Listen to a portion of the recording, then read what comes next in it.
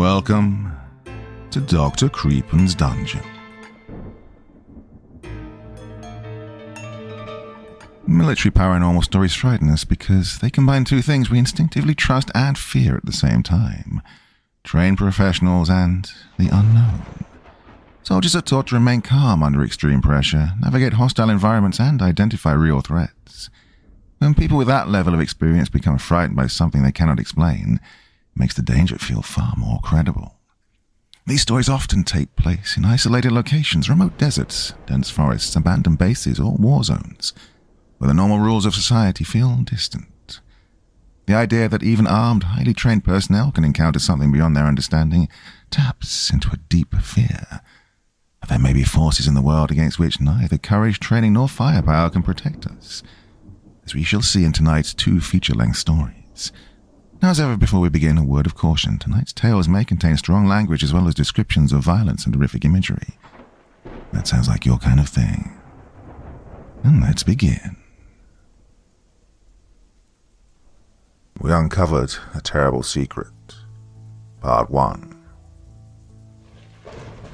Well, writing this isn't helping that book deal stereotype and will probably get me disappeared if I decide to actually publish this. But I figured that someone should know what happened to us. In the end, I hope this finds the right people and it brings some form of closure. Afghanistan, 1300 hours local time. Tex. Hey, Tex, wake up. Skipper needs us in the skiff. Petty Officer First Class Smith spoke as he cracked open the door to our hooch. The ambient noise from the heavy machinery, accompanied by the Afghan summer heat that smelled of human feces, bled inside the cramped air-conditioned room as he stood in the doorway. The men and women of Camp Rattler were wide awake and going about their day, but it was still night for guys like us who were working vampire hours. I let out a quiet curse and plucked a pair of sunglasses off the stand next to my rack and pulled them over my eyes before getting dressed and shuffling into a pair of shower shoes that were by the door. This shit better be worth it, I grumbled over to Smith, who handed me a small foam cup of black coffee as we joined the 5 other operators who were huddled around the massive fire pit in the center of the small secluded compound inside the massive FOB. Well, considering you're up now, I assume it is, Smith smirked as he scratched his bushy brown beard before running a hand through his shaggy hair. Oh, I forgot. You're an old man now, Tex. He grinned as the others talked among themselves. You can still kick your ass any day of the week, Smitty. I shot back as we walked across the courtyard that had a few other SOF teams lounging around and working out or cleaning their gear. We'd been in the country for 3 months. Our mission tempo had been high and kinetic. It was every operator's wet dream. Do you think this is about that shitbag we snatched off the X from last night? The eager voice of Townsend, our newest team member, who just made it through Green Team's grueling 9-month ANS pipeline, spoke out from behind me as we shuffled towards a plywood Fort Knox on the other side of the compound. Did you do something we need to know about? I mean, you were the last one with him after all, I asked, raising an eyebrow at him as we approached 2 soldiers clad in full battle rattle, who gave us a nod and waved us through as we flashed our IDs. No, Senior Chief, just speculating is all, Townsend finally responded as a pair of F-18s boomed over our heads before they banked off to the south. Despite the drawdown, the war was still in full swing for the men and women of Camp Rattler. About time, gents. Master Chief Brock, our team lead, greeted us with a nod and gestured towards the secured door behind him. Skipper's inside with some suit from Langley, so play nice, yeah.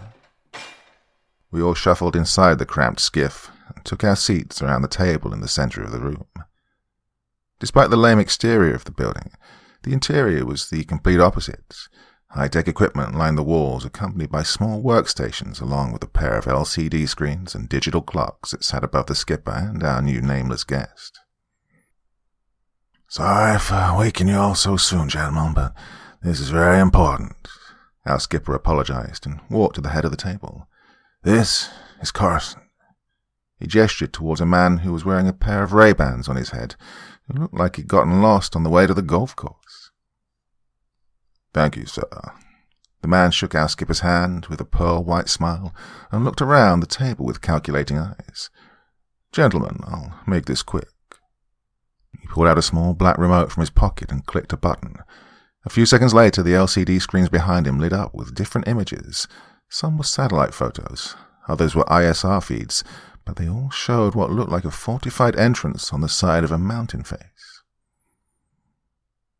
According to our humans and recent ISR feeds, we uncovered an old Soviet-era weapons depot. Carson paused for a moment. Now, intel suggests that the Soviets left experimental technologies and weaponry that are still sitting inside somewhere. We cannot risk the Taliban or any other group getting their hands on what's inside. Another image from an ISR feed showed 3 heat signatures sitting outside of the supposed entrance around a small fire. "Master Chief, your team, along with 2 members from mine, will hit this target site and find out what exactly is inside before sealing the entrance. You have an AC-130 and 2 Apache gunships on standby if shit hits the fan." I couldn't help but grin at the thought of those angels of death watching over us. With that being said, recent reports are showing that Taliban activity in the area has spiked in the past 48 hours, so expect anything when you land. Carson gauged the room as we all took notes. "Any questions so far?" he asked as Smith raised a finger. "Should we expect any of our Rusky friends to be on site?" Smith asked as he tapped the table with his pen. "Not to our knowledge, and if you do, don't fire unless fired upon. We don't need an international incident here," Carson answered, his voice sounding like an annoyed parent when their kid is asking stupid questions. "Sir, what about potential CBRN exposure?" I asked next, pushing my sunglasses to the top of my head as my leg bounced endlessly. "There should be no life-threatening materials down there, Senior Chief. Does that answer your question?" the man said with a condescending tone. I was about to make a smart-ass remark, but Brock gave me the "stop it or we'll get our asses chewed" look. After what felt like an eternity, we finally wrapped things up as hushed voices filled the room. I found myself thinking of the endless potential threats and scenarios that could unfold as the team dispersed and exited the cramped skiff. "I'm Luke, and this here is Reyes." The CI spook in the corner of the room that remained silent up until now introduced himself and the woman next to him as I passed them. "Jason." I forced myself to stop and extended out an open hand towards him with a fake smile. "Hope you all can keep up." The hard-bodied woman with the jet-black hair, who was all of 5 feet tall, shook my hand with an iron grip and a fire in her eyes. "Likewise. You team guys seem to be all talk nowadays, it seems," she retorted as Brock called them over to the table. That was my cue to leave. The hours passed like seconds, and we found ourselves all kitted up with tools of the trade while we waited for further instruction inside the courtyard. Out of boredom, my finger traced over the faded Texas flag patch on my ATAC case as I watched the rest of the team gather around the fire pit under the moonlit sky. These men are my brothers, my family, my team. Brock tapped my shoulder and pulled me from my thoughts. He cradled his helmet under his right arm and let his rifle hang by its sling. "Is everything all right, Jason?" he finally asked as he ran a hand over his stubbled face. "I'm solid, boss man," I finally answered and shifted my stance. "But I'm not sure about our new friends, though." I gestured towards Reyes and Luke, who were talking with Carson on the far side of the courtyard away from everyone else. Brock just shook his head as he adjusted the contacts mounted to the helmet before looking at me. "You have us, brother," he gestured to the rest of the team. "Now, get your head in the game. Time to get evil." He held out a closed fist in my direction with a wide grin. I grinned back, bumping his fist in response as the 10 of us shuffled out of the compound and towards our waiting transport. In a matter of minutes, we were on a Black Hawk helicopter and tearing over the Afghan countryside under the cover of darkness. 30 seconds, Brock called out on the comms over the roaring wind as he signaled around the cramped crew compartment that was bathed in a red glow. Oh, shit. I must have fallen asleep. 30 seconds, I yelled in response, mirroring the signal around the crew compartment before checking over my kit one last time as my right leg hung limply out of the open cargo door. Feeling satisfied with the check, I snapped down the NVGs mounted to my helmet and peered out over the shimmering terrain that was now bathed in the greenish-grey monochrome of night vision. I got tired of the blurry mountains in the distance and glanced back over my shoulder to see Reyes giving Luke a quick thumbs up before pulling out a small black device from her vest and pressing a button on it before sliding it back into its pouch. The Hello banked hard to the right on its final approach, causing me to brace myself on the doorframe as the nose of the helicopter flared upward. It touched down in a small clearing and we dismounted in a matter of seconds before being left in complete silence. 2, take point. Rock's voice buzzed in my headset, shattering the dead silence. Moving. I stood up and pushed past Smith and the other 2 operators who were covering our 6 o'clock. I shuffled past Townsend and Luke next before finally passing Reyes, who was covering our 11 o'clock. According to the ATAC, the target site was supposed to be right down from the little clearing we'd landed in, only I wasn't seeing anything other than a small thicket of trees in our path. Where the hell is this stupid...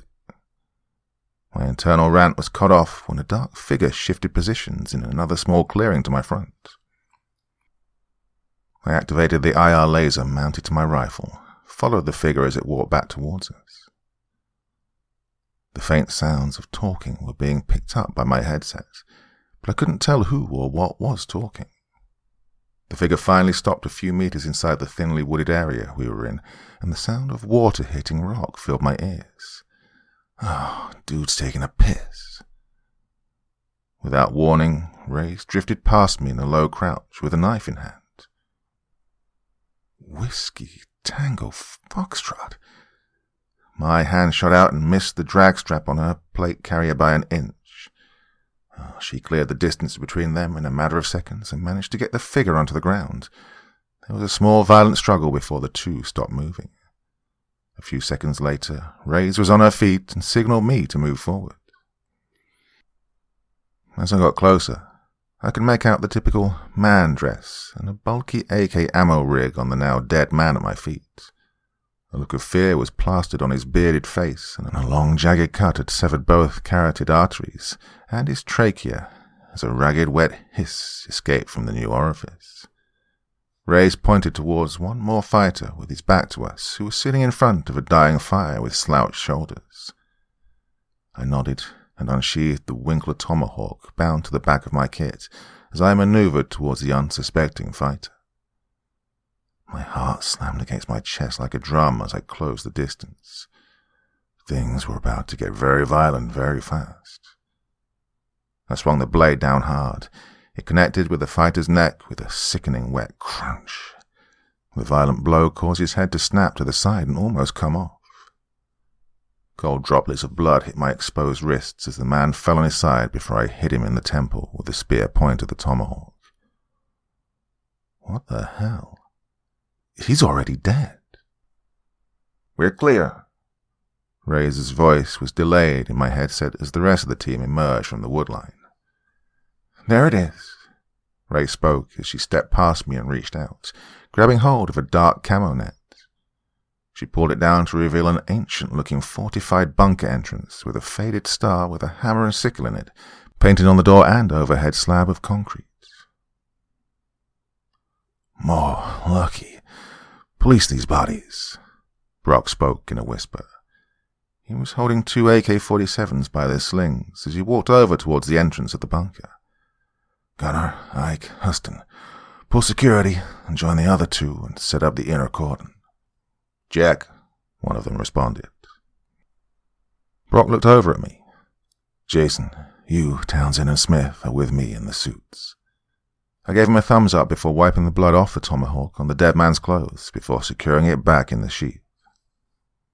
Luke walked up to the door and began messing with a small rusted panel. A few seconds later, the door let out a loud mechanical boom. The The reinforced metal door swung inwards with a loud screech, and the smell of mildew and rust hit my nose as I stepped up beside him. Ladies first. Reyes reached up, tapped my shoulder, while gesturing down the wide stairwell that led down into inky blackness. I ignored the jab and shoved past her with my rifle at the ready. Doc, Alpha 1, we're going internal. Expect issues with comms soon. Brock's voice echoed from behind me as we continued the descent. We walked for another 5 minutes in silence before finally reaching the bottom of the stairwell. This place was a tomb, if anything. Paintings of old Soviet leaders and other communist pieces were on the wall. Some old computers sat on a long, abandoned desk at what looked like a guard station off to our right. To our left sat cobwebbed and dust-caked lounge furniture and a coffee table with an old cigarette machine next to it.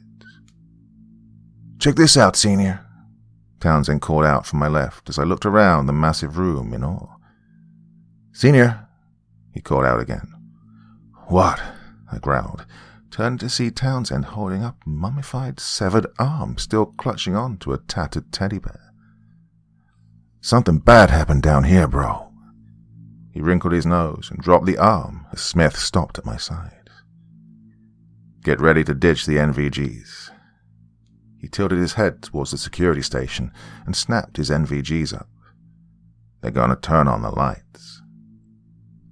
Smith started chuckling as he walked over to Townsend in the dark.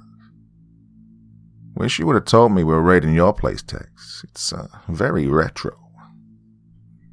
I gave Smith a single-finger salute as we were blinded by a dull yellow flash of light that was followed by a short burst of static from what sounded like an intercom system as the two CIA spooks walked back over to us from the security station.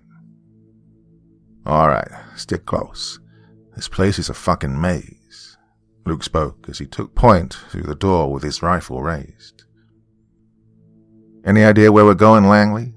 Townsend asked as he stepped around a toppled chair. "According to..." Reyes was then cut off by a loud crash off to our right as we passed a darkened corridor.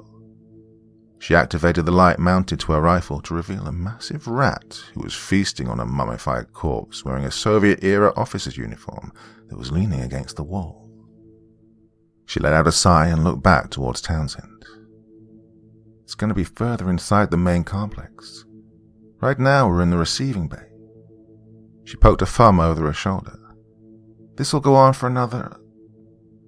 I stopped listening and scanned off to my left to find another corridor that looked like one you'd see in a hotel. Doors lined both sides of the hall with metal plaques with numbers on them. Hell, it even had the same shitty carpets. "Great, more walking," Townsend murmured as he checked our six. "This place gives me the fucking creeps." "Lock it up," Brock ordered as we entered a narrow corridor to our front that eventually opened up to a massive cafeteria section that had more bodies littered around it. "The first place we need to stop at should be on our left. It's in one of the med bays." Reyes chopped her hand towards a set of double doors next to me. I grunted in response and pushed through the doors with my rifle raised, only to find scattered lab equipment and a toppled gurney with a brown, dried stain on it that turned into a trail as I stepped past it with Reyes in tow. This isn't a weapons depot. The all-too-familiar putrid smell of death and rotting meat started to worm its way into my nostrils as we followed the trail around the corner to the right, as it finally stopped at another set of double doors that had a black putrid substance smeared on it. Reyes looked over me and gave the nod. 3, 2, 1.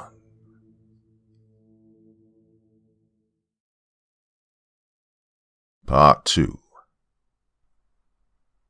Afghanistan. 02:30 hours local time.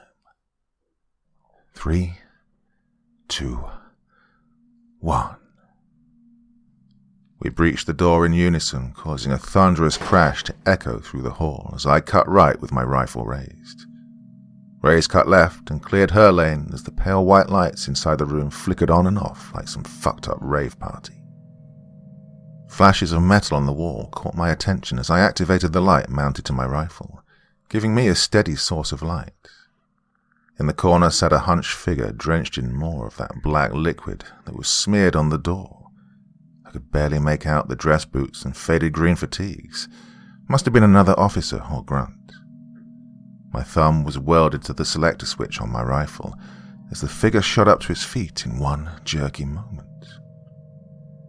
"Stop. Let me see your hands," I ordered in English first while trying to think of the Russian phrase. The figure spun towards me on a heel and began to shuffle about like a drunkard. "Hands," I shouted in Russian this time. The figure swayed and kept its course with staggering steps. I flicked the selector switch to bang and rested the red dot of my sight on its chest. "Stop now." At first I thought I'd dry fired until Ray's passed me. She had a small portable camera in hand. She took another picture as the figure faltered and fell to the floor with a wet thud. "Rays, what the hell are you doing?" I backed up with my rifle still trained on the figure as it let out a ragged moan. "Documenting," she replied coolly as I tried to comprehend what the hell this thing was as it attempted to stand back up. "Don't get any of that shit on you." She backed up a few steps and snapped another picture. "Looks like tar or something. What the hell is it?" I asked, scanning the rest of the room. We were in a morgue or holding room of some sort. Examination tables sat a few feet apart from each other, along with a few metal doors with observation slots that lined the wall. Hell if I know. She stopped as a loud bang came from one of the metal doors lining the wall to our left. Ray's pocketed the camera and swung her rifle towards the door. "Shoot it." But this thing didn't have a gun or pose any real threat at this second. But that was the logic speaking. Well, I shucked that thought away and pulled the trigger 3 times.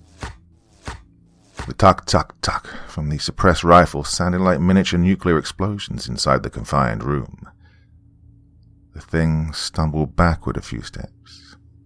The third round had split the top of its head in half, causing a mess of brain matter and skull to spill on the tile floor and the wall behind it. But to my surprise, the thing didn't go down. It regained its balance and let out another wet croak from its ruined head as the door to our left began to give way. "Rays, move." I backpedaled as the sounds of suppressed gunfire erupted from outside. Contact right! Contact right!" Townsend called out as the metal door crashed to the ground.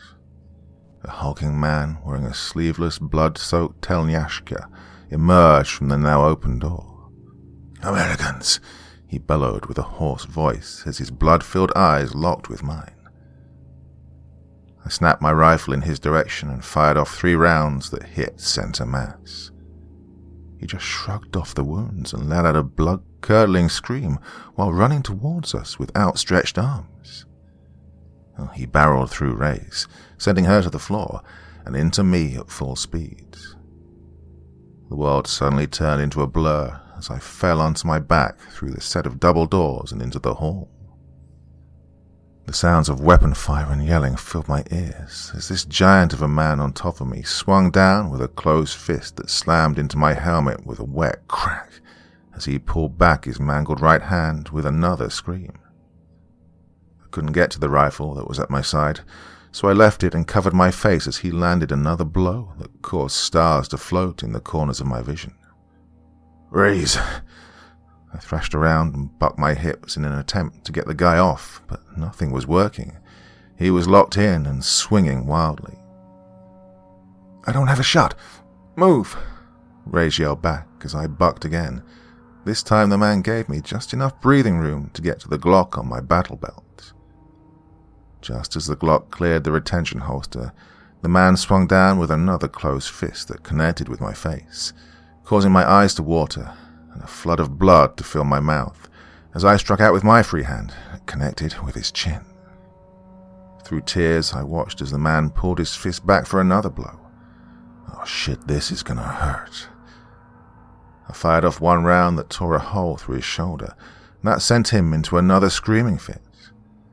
As his fists came down, a flash of black and tan crossed my vision, and the man's head snapped to the side, causing his body to follow as the heavy weight lifted off my stomach. Reyes pumped several rounds into the man as she situated herself in the kneeling position beside me. The man groaned and clutched his mangled hand while trying to get his feet under him. "You good?" she asked as she swapped out magazines and trained her rifle down the hall. "Good," I stammered as I got up to my feet and steadied myself on the wall before grabbing my rifle up off the floor. Down from us was a scene that reminded me of the old Western movies I'd watched as a kid. Brock had hip-tossed a woman wearing a tattered lab coat over a table before shooting her in the face. Smith swung a plastic chair that connected with a uniformed man's face, while Townsend and Luke were fighting a shirtless, hulking man wearing a blue beret. What the I was cut off by an iron grip that clutched onto my ankle, causing me to curse out loud. I glanced down to see the battered and angry face of the man who'd punched me. I just simply tilted my rifle and fired off one round that obliterated his face in an explosion of blood and gore. His hand, however, still clutched my ankle. "Moving," Race called out as I ripped my boot free from the hand that was still clutching at the air. We cleared the threshold of the cafeteria entrance and began selecting our targets while moving. One down.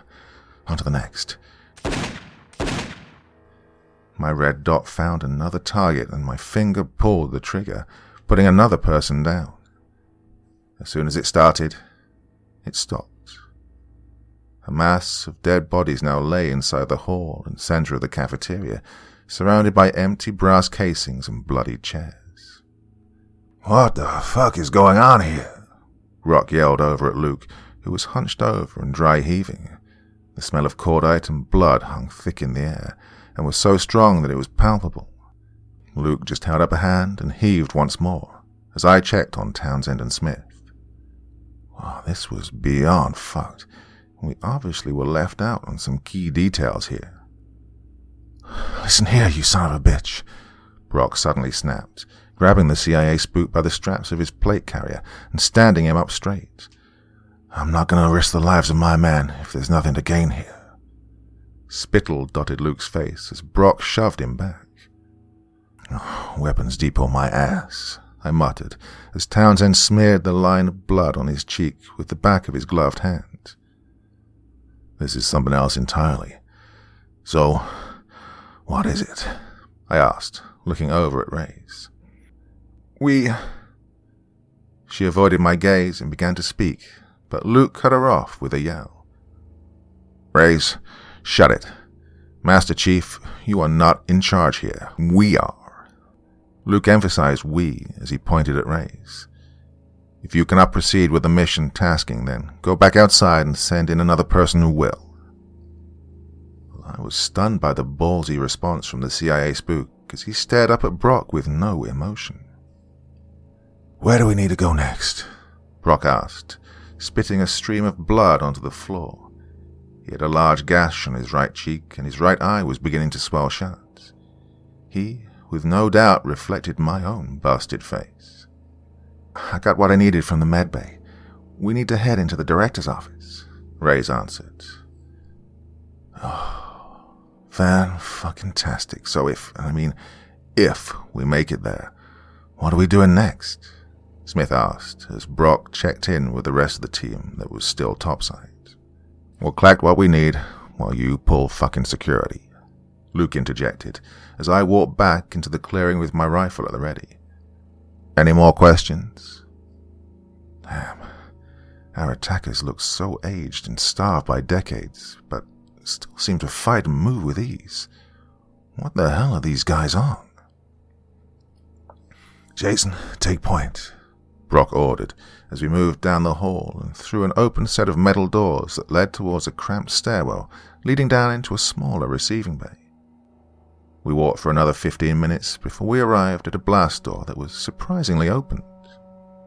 I pied the corner to see another narrow hallway that was filled with more bodies and papers that were all over the floor. Moving.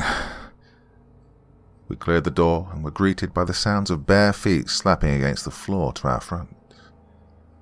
Every muscle in my body tensed as the footfalls grew closer and closer. Finally, after a tense moment of silence, a naked man rounded the corner holding a rusted kitchen knife in one hand and something else in the other. Oh no. I fired off 2 rounds. One struck the man in the neck and the second hit him in the jaw, causing him to spin like a top before falling to the floor. I approached the corner and took a peek. Beyond it was a group of them, all huddled together and twitching violently as the rest of the team fell in behind me. I signaled that there was a massive group and pulled a flashbanger from a pouch on my kit. The team gave me the acknowledgement. I pulled the pin and tossed it round the corner. There was a bright flash and deafening thud that slammed my chest as the grenade detonated. The group in the hall went into a frenzy and started attacking one another in the chaos. We put them down with ease and pushed past their twitching corpses without a second glance. According to Reyes, we were getting closer to the director's office, but I couldn't tell where exactly we were. Everything looked the same. Reyes suddenly cut right and headed down a larger corridor that had closed office doors lining each side. "This way." She stopped in front of a cracked door that had writing on it that said, "Traitor," in faded black lettering. Reyes reached out and pushed the door open, only to be shoved back into the wall by an unseen force, followed by a low boom. My rifle found itself trained on the doorway as a fat man came strutting out with a double-barrel shotgun in hand. The vapors from the black powder trailed up in lazy swirls as he tilted the barrel down at Reyes' face. It all happened too fast. 1 second the fat man was standing there, and the next he was slumped against the doorframe, missing the top half of his head. I was suddenly at Reyes' side with my rifle hanging by mine. "Fuck, that hurts," she coughed as I did a blood sweep, only to pull back a dry glove. The sappy played, and most of her magazines took the brunt of the damage. "You'll live. It didn't penetrate." I got up and covered our flank while Luke and Brock cleared the rest of the room. "Shit. No. Reyes fumbled round the pouches and pulled out the small camera that was now busted. "Oh, shit. Please, come on." She pulled out a small memory card that was still intact. "Yes. Thank you, God." "Hey, Tex, you just smoke-checked Gorbachev's brother," Townsend joked, but it fell on deaf ears as Brock and Luke emerged from the room with an arm full of folders. Townsend pulled out a large yellow recovery bag from his assault pack and opened it up. "There's more in there. Smith, help us." Brock stopped by Reyes and patted her on the shoulder. "Can you walk?" he asked, eyeing the exposed sappy plate. "Yeah, but it hurts like a motherfucker," she responded through labored breathing. "I guess that's karma for talking shit about you team guys, huh?" I stifled a chuckle and winced as the sweat on my face made the cuts burn like wildfire. "We got it all. Let's move it," Smith called out as I helped Reyes to her feet. "Jason, you look like hell, brother," he grinned as he hefted the recovery bag over his left shoulder. "Oh, feel like it too," I mumbled as he followed Luke back down the hall. I checked my watch to see that we'd been down here for a few hours. The sun was no doubt going to rise soon, and we'd be a juicy target for any Taliban assholes who happened to wander over. As we retraced our steps, I couldn't shake the uneasy feeling of being watched. Every so often I'd check our six, only to find nothing, but every now and then I swore there'd be a small sliver of movement in the peripherals of my vision. "Alpha 1, Connor." The comms picked up a static-filled transmission as we finally made it back to the cafeteria section. "Ni, CA, now," the strained voice yelled. I was about to speak when something slammed into my back and knocked the wind out of my lungs as I landed face first onto the floor. "Contact, rear!" Townsend called out as he let loose a burst of fire from his rifle. "Jax is hit! He's down!" He pushed past me and continued to fire when the ground shook violently. My vision was washed out in a cloud of grey as the shooting continued. My lungs screamed for oxygen, but I just couldn't get the air back into them no matter how hard I tried. Oh shit, was that a freaking grenade? Someone yanked on the drag strap of my kit and pulled me around the corner and into the cafeteria before letting go. "Is he dead?" Luke called out as a cacophony of gunfire grew with each passing second. "We have to go. Leave him." "Fuck that," Smith yelled as another violent explosion shook the ground. "Fuck, who are these guys?" To my dismay, I could only see the ugly orange-colored wall inches in front of me as I sucked in the air that was thick with dust and cordite. God, am I paralyzed? I let out a wet cough that sent a wave of pain throughout my entire body as I attempted to crane my neck. "Hey, where the fuck are you going?" Brock bellowed over the raging gunfire. "Fuck, those CIA spooks have bolted." I was rolled onto my side and I was greeted by the sight of Brock, who was now covered in a thin coat of grey dust particles. "I need you back in the fight." He placed my rifle in my arms and sat me up against the wall. "Large group of tangos down that hall. We're gonna pop smoke, okay?" I nodded in agreement and tried to stand. This only sent another wave of pain, followed by a sickening nausea as I slumped back down. "Listen, I need you to harden the fuck up and get ready to move." Brock tapped my shoulder and got back in the fight without saying another word. Smith rounded the corner with a limp and let his empty magazine clatter onto the floor as he ripped out another from his kit. "Fucker's got PKM." He winced as rounds impacted the wall. "Gonna chew our asses up if we don't take it out." "Townsend, move," he yelled, popping off a few shots that caused the gunfire to dampen for a moment. Townsend ran past us and down the hall in a dead sprint. "Covering," he yelled out a second later. Smith pulled out a smoke grenade and pulled the pin. "Moving." The smoke grenade made a puff noise, followed by a stream of white smoke as Smith threw it down the hall. Brock looked back down at me and helped me back up to my feet once more. "Move it," he ordered. My brain gave the command to move, but my feet struggled to follow the orders. Each step seemed delayed and sluggish as I stumbled down the hall with Brock behind me. "Come on, one foot in front of the other." I didn't dare look behind us as we passed Smith and Townsend. The sounds of screaming mixed with that damn classical music echoed out from behind us as the shooting began to dwindle. Every so often there was a pop of a rifle, but that soon stopped.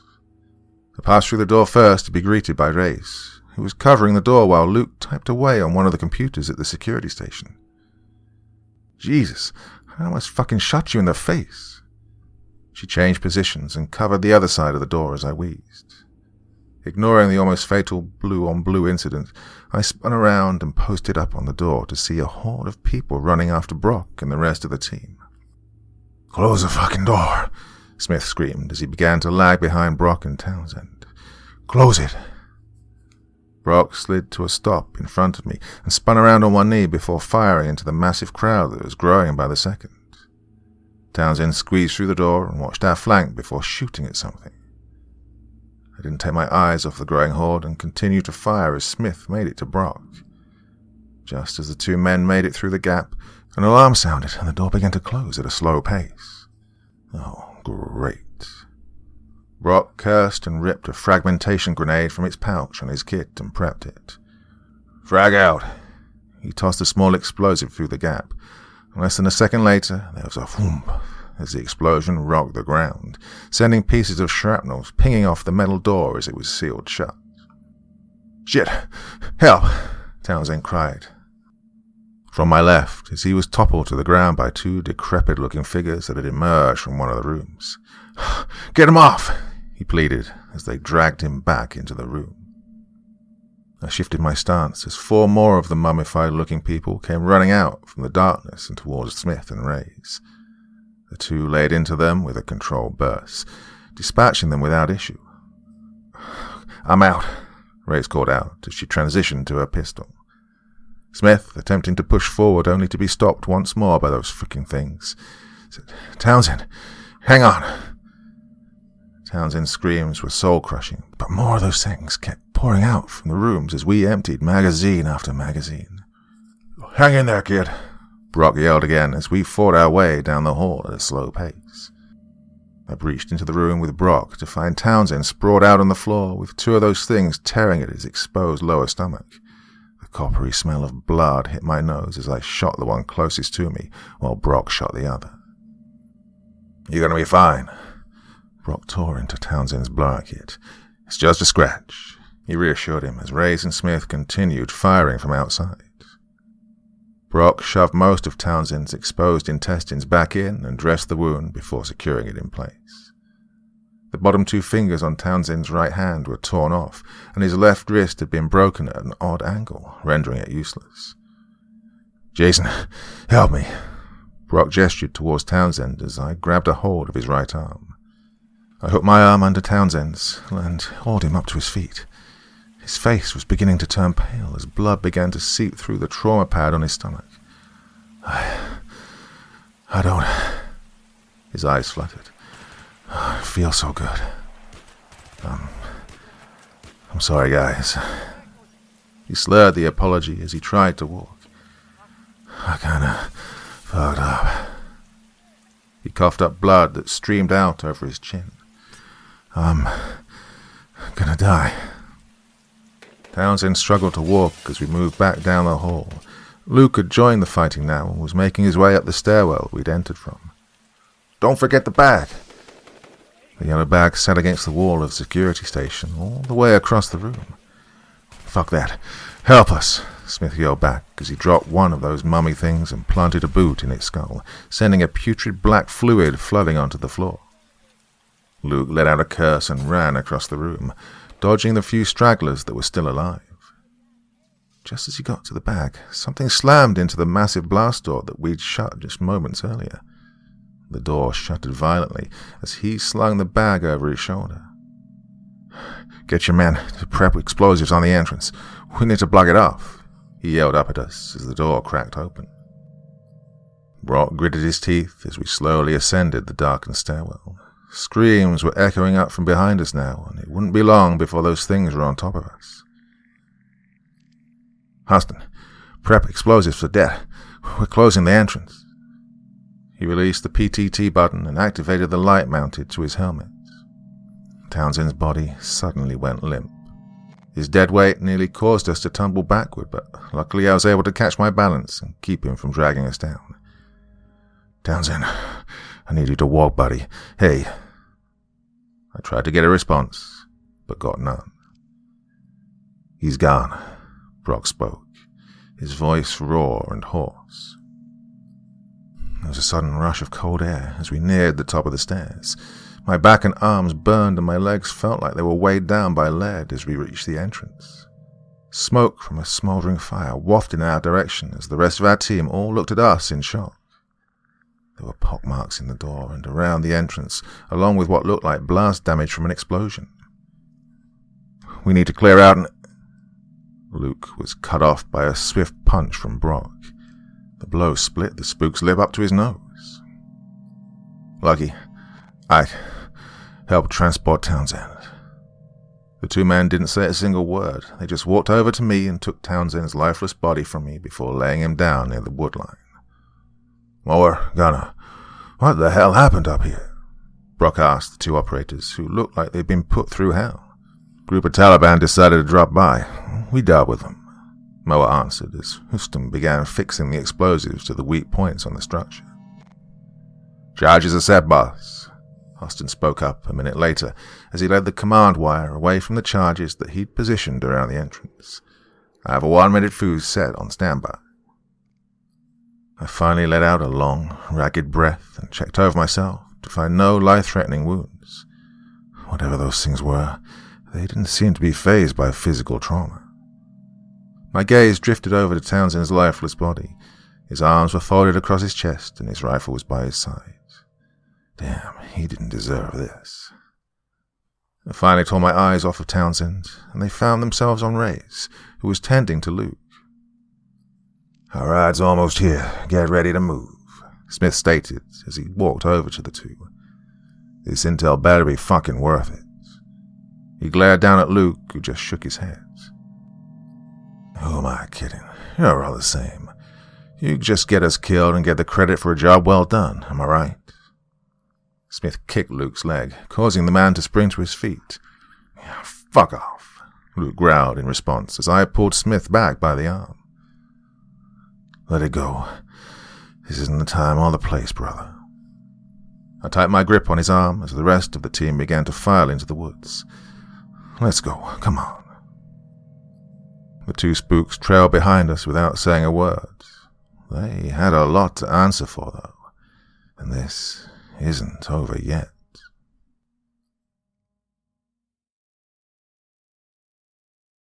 Part 3. Afghanistan, time unknown. We pushed through the thicket of trees and made our way back towards the exfil point in a staggered column as an eerie silence washed back over us. I found myself glancing down at Townsend's body. 1 minute he'd been bitching about the walk down into that frickin' bunker, and now he was gone. How was his family going to handle this news? Would they even hear about it? Would these assholes cover it up and say that he died an honorable death? Or would they just sweep it under the rug? Heads down. Det in 3, 2, 1. Huston counted down as the explosive charges detonated with a thunderous boom that reverberated through the Afghan countryside. If they don't know that we're here, they do now. One of the operators spoke as pieces of rubble and rock pelted our helmets. A beat later, something came crashing through the underbrush towards us as the low, familiar sounds of our transport helicopter grew louder as it closed in on our location. My heart skipped a beat when a man emerged. He was the asshole that I'd shot in the face after the fistfight. Despite all the odds, he'd survived and had escaped the bunker. He was missing the right arm up to the shoulder and the majority of the left hand as he ran towards us with a mouth curled up in a snarl. The bastard was cut down in seconds by the team as another wounded figure appeared next. The helicopter touched down in the clearing behind us, and the wounded figure darted back into the trees. Move! I called out as we were engulfed in dust and debris from the rotor wash. I covered Huston and Gunner as they moved Townsend. Last man, Smith yelled as he tapped my shoulder and moved past me. Just as I turned away, tracer fire ripped through the tree line and barely missed my legs as one of the rounds ricocheted off the ground and into the sky. Another had found the cockpit window and caused the glass to spiderweb in all directions as the pilots yelled into their headsets. The door gunner gritted his teeth and swung his massive gun towards me, returning fire without hesitation. 50 caliber rounds cut down the small ferns and trees in its path as the gunner laid down the hate. I hefted myself up into the cargo bay and sat in the open door, snapping down my NVGs in the process. The NVGs flickered between a dim and bright glow as I returned fire at a small group of Taliban fighters who'd emerged from the woodline with AKs in hand. Reaper 6, Neptune actual. I needed to fire on my target marked by IR lasso. Be advised, danger close. Brock spoke to the AC-130 crew as the bird lifted off into the sky.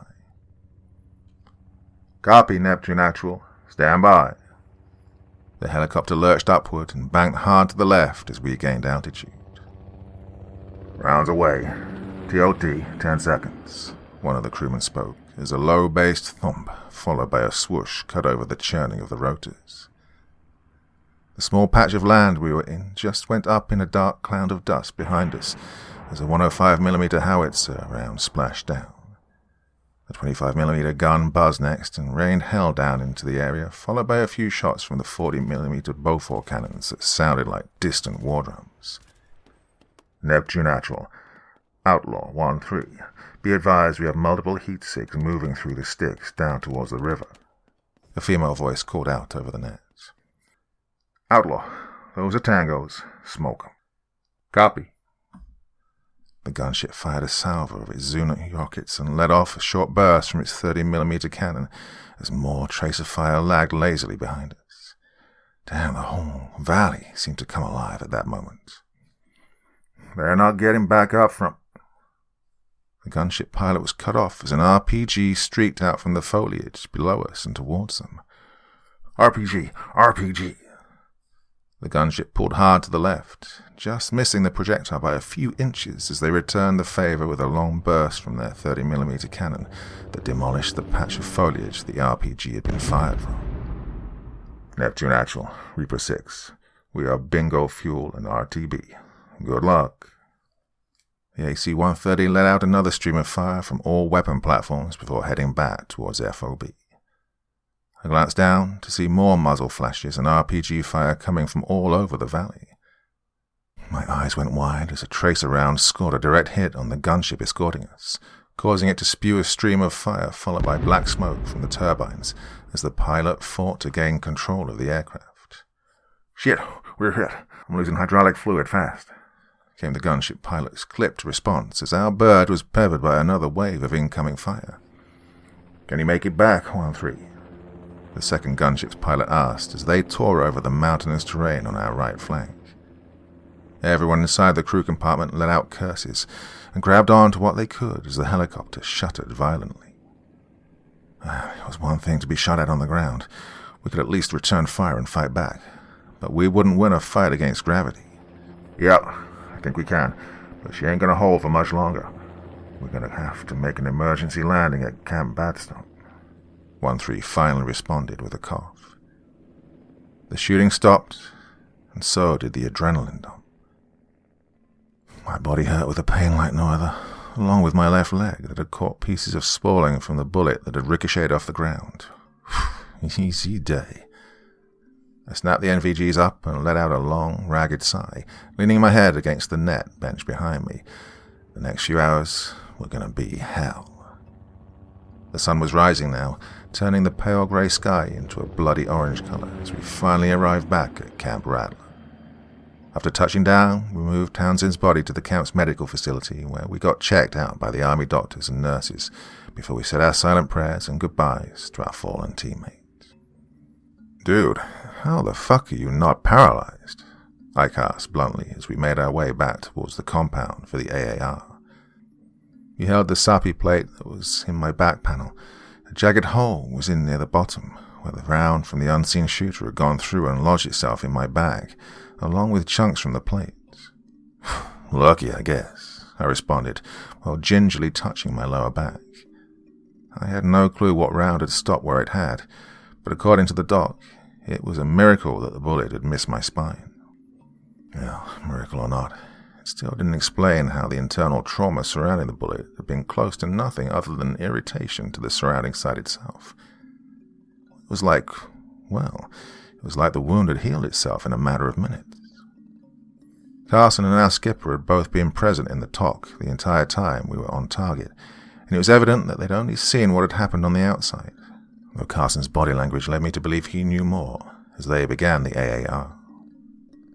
It wasn't until we were done with the AAR that Reyes produced a helmet-mounted camera along with a small flash drive that she handed over to Luke. "Brock, Smith, and Jason, I need you to stay put.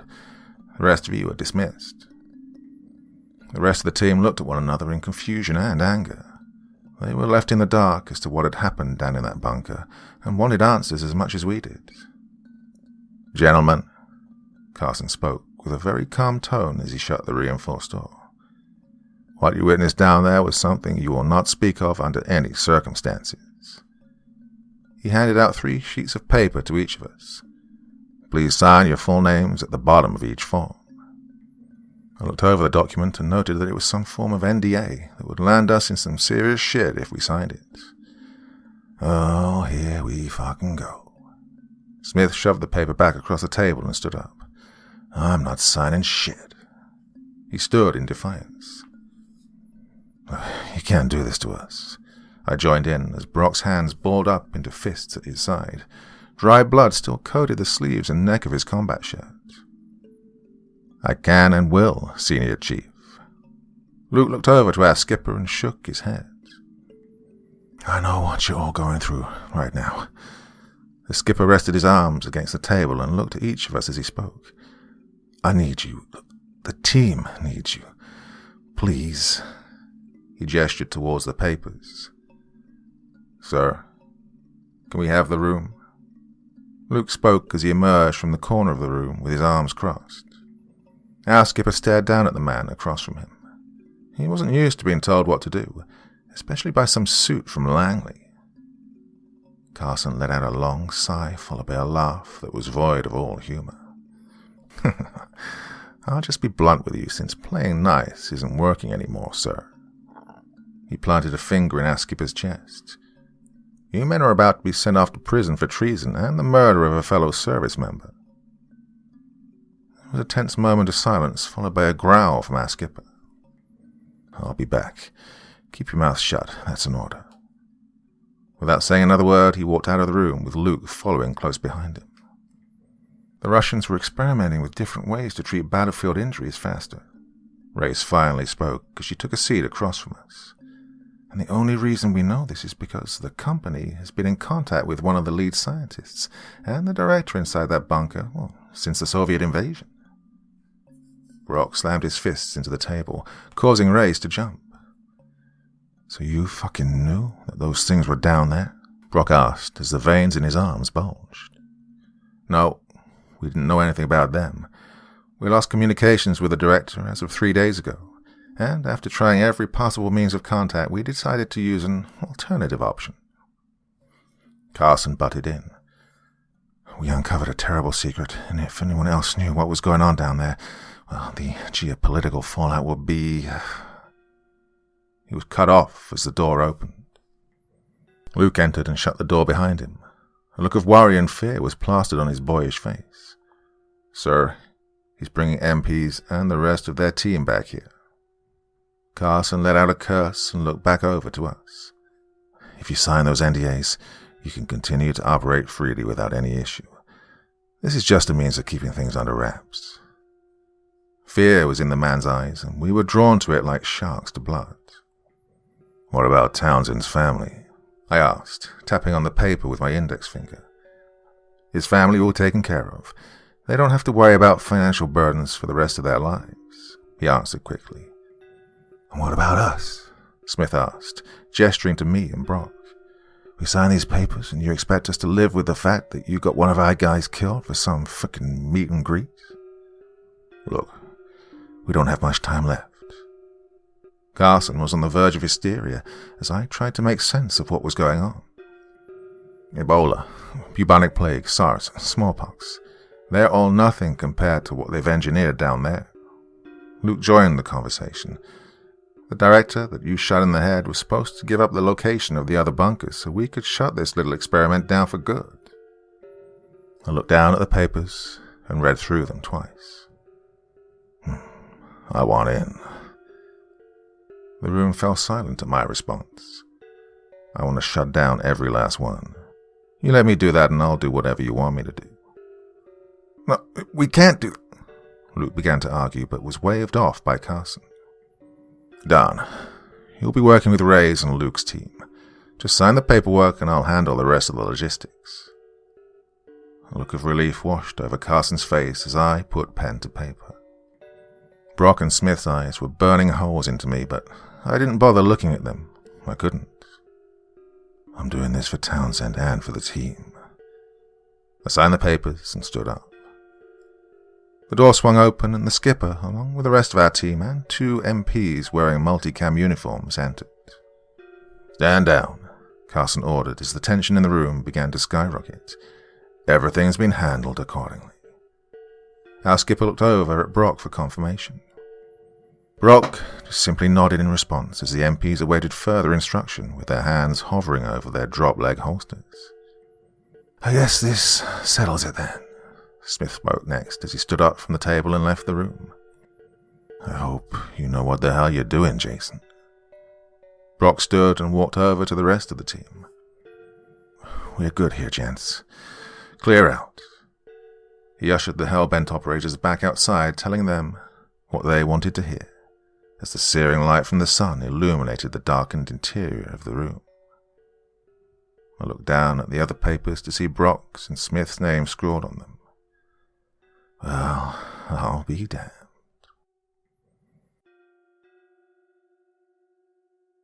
Part 4. Afghanistan, Time unknown. I found myself wandering over to a small, secluded section of the compound that overlooked the flight line and western section of the camp. This wasn't my first time losing a team member, but it wasn't something you get used to no matter how long you've been in the business. "You want to smoke?" a familiar voice asked from somewhere behind me. I'm good, thanks." I twisted around to see the agency woman with a cigarette hanging from her lips. Her hair was let down and free-flowing like her current attitude. Understandable. I only smoke if it's been a real shit day. She smirked, lighting the cowboy killer and inhaling deeply before blowing out a plume of tobacco smoke. "What happened?" I asked, hoping that our agreement was still being honored. "Well, Carson was able to get you leased out to us after a long fight with your command. Needless to say, they're pissed, but it's done." She took another long drag. Luke and the rest of the team are on standby in Paris and waiting for further instruction. "Paris? Is that RAO?" I leaned back against a stack of Connex boxes leaning against the fence. Well, starting to look like it. Our people are still putting together a target package. "What's our timeline here?" I asked, getting to the point. "I'll read you in once we're wheels up." She leaned on a spool of sea wire and reached into the cargo pocket of her combat pants. "And, since no one else is around to christen your arrival..." Reyes held out a small black rectangular patch housing a dark red skull being pierced through the top by a dagger. "Welcome to the team, Jason." I traced over the patch as Reyes shifted positions. "I'm going to tell you this now so you don't have to experience it all on your own." She took another long drag from her cigarette while looking me in the eyes. "What you will experience while working with us will keep you up at night. It'll drive you to the brink of insanity, and will destroy everything you hold dear if you let it. What you experienced down in that bunker was just the tip of the iceberg." Her tone was serious despite her relaxed demeanor. "Don't let it break you." A look of pity or maybe even longing flickered behind the woman's blue eyes as she stubbed out the cigarette, the hard-ass, cold-blooded CIA spook returning now. "Well, make a phone call, say your goodbyes, do what you have to do. We leave in 10. Reyes left without saying another word as 2 Black Hawk helicopters carrying members of our sister squadron tore over the horizon. Our time here on this ancient, blood-soaked stretch of land was coming to an end, and they'd be picking up where we left off for the next couple of months.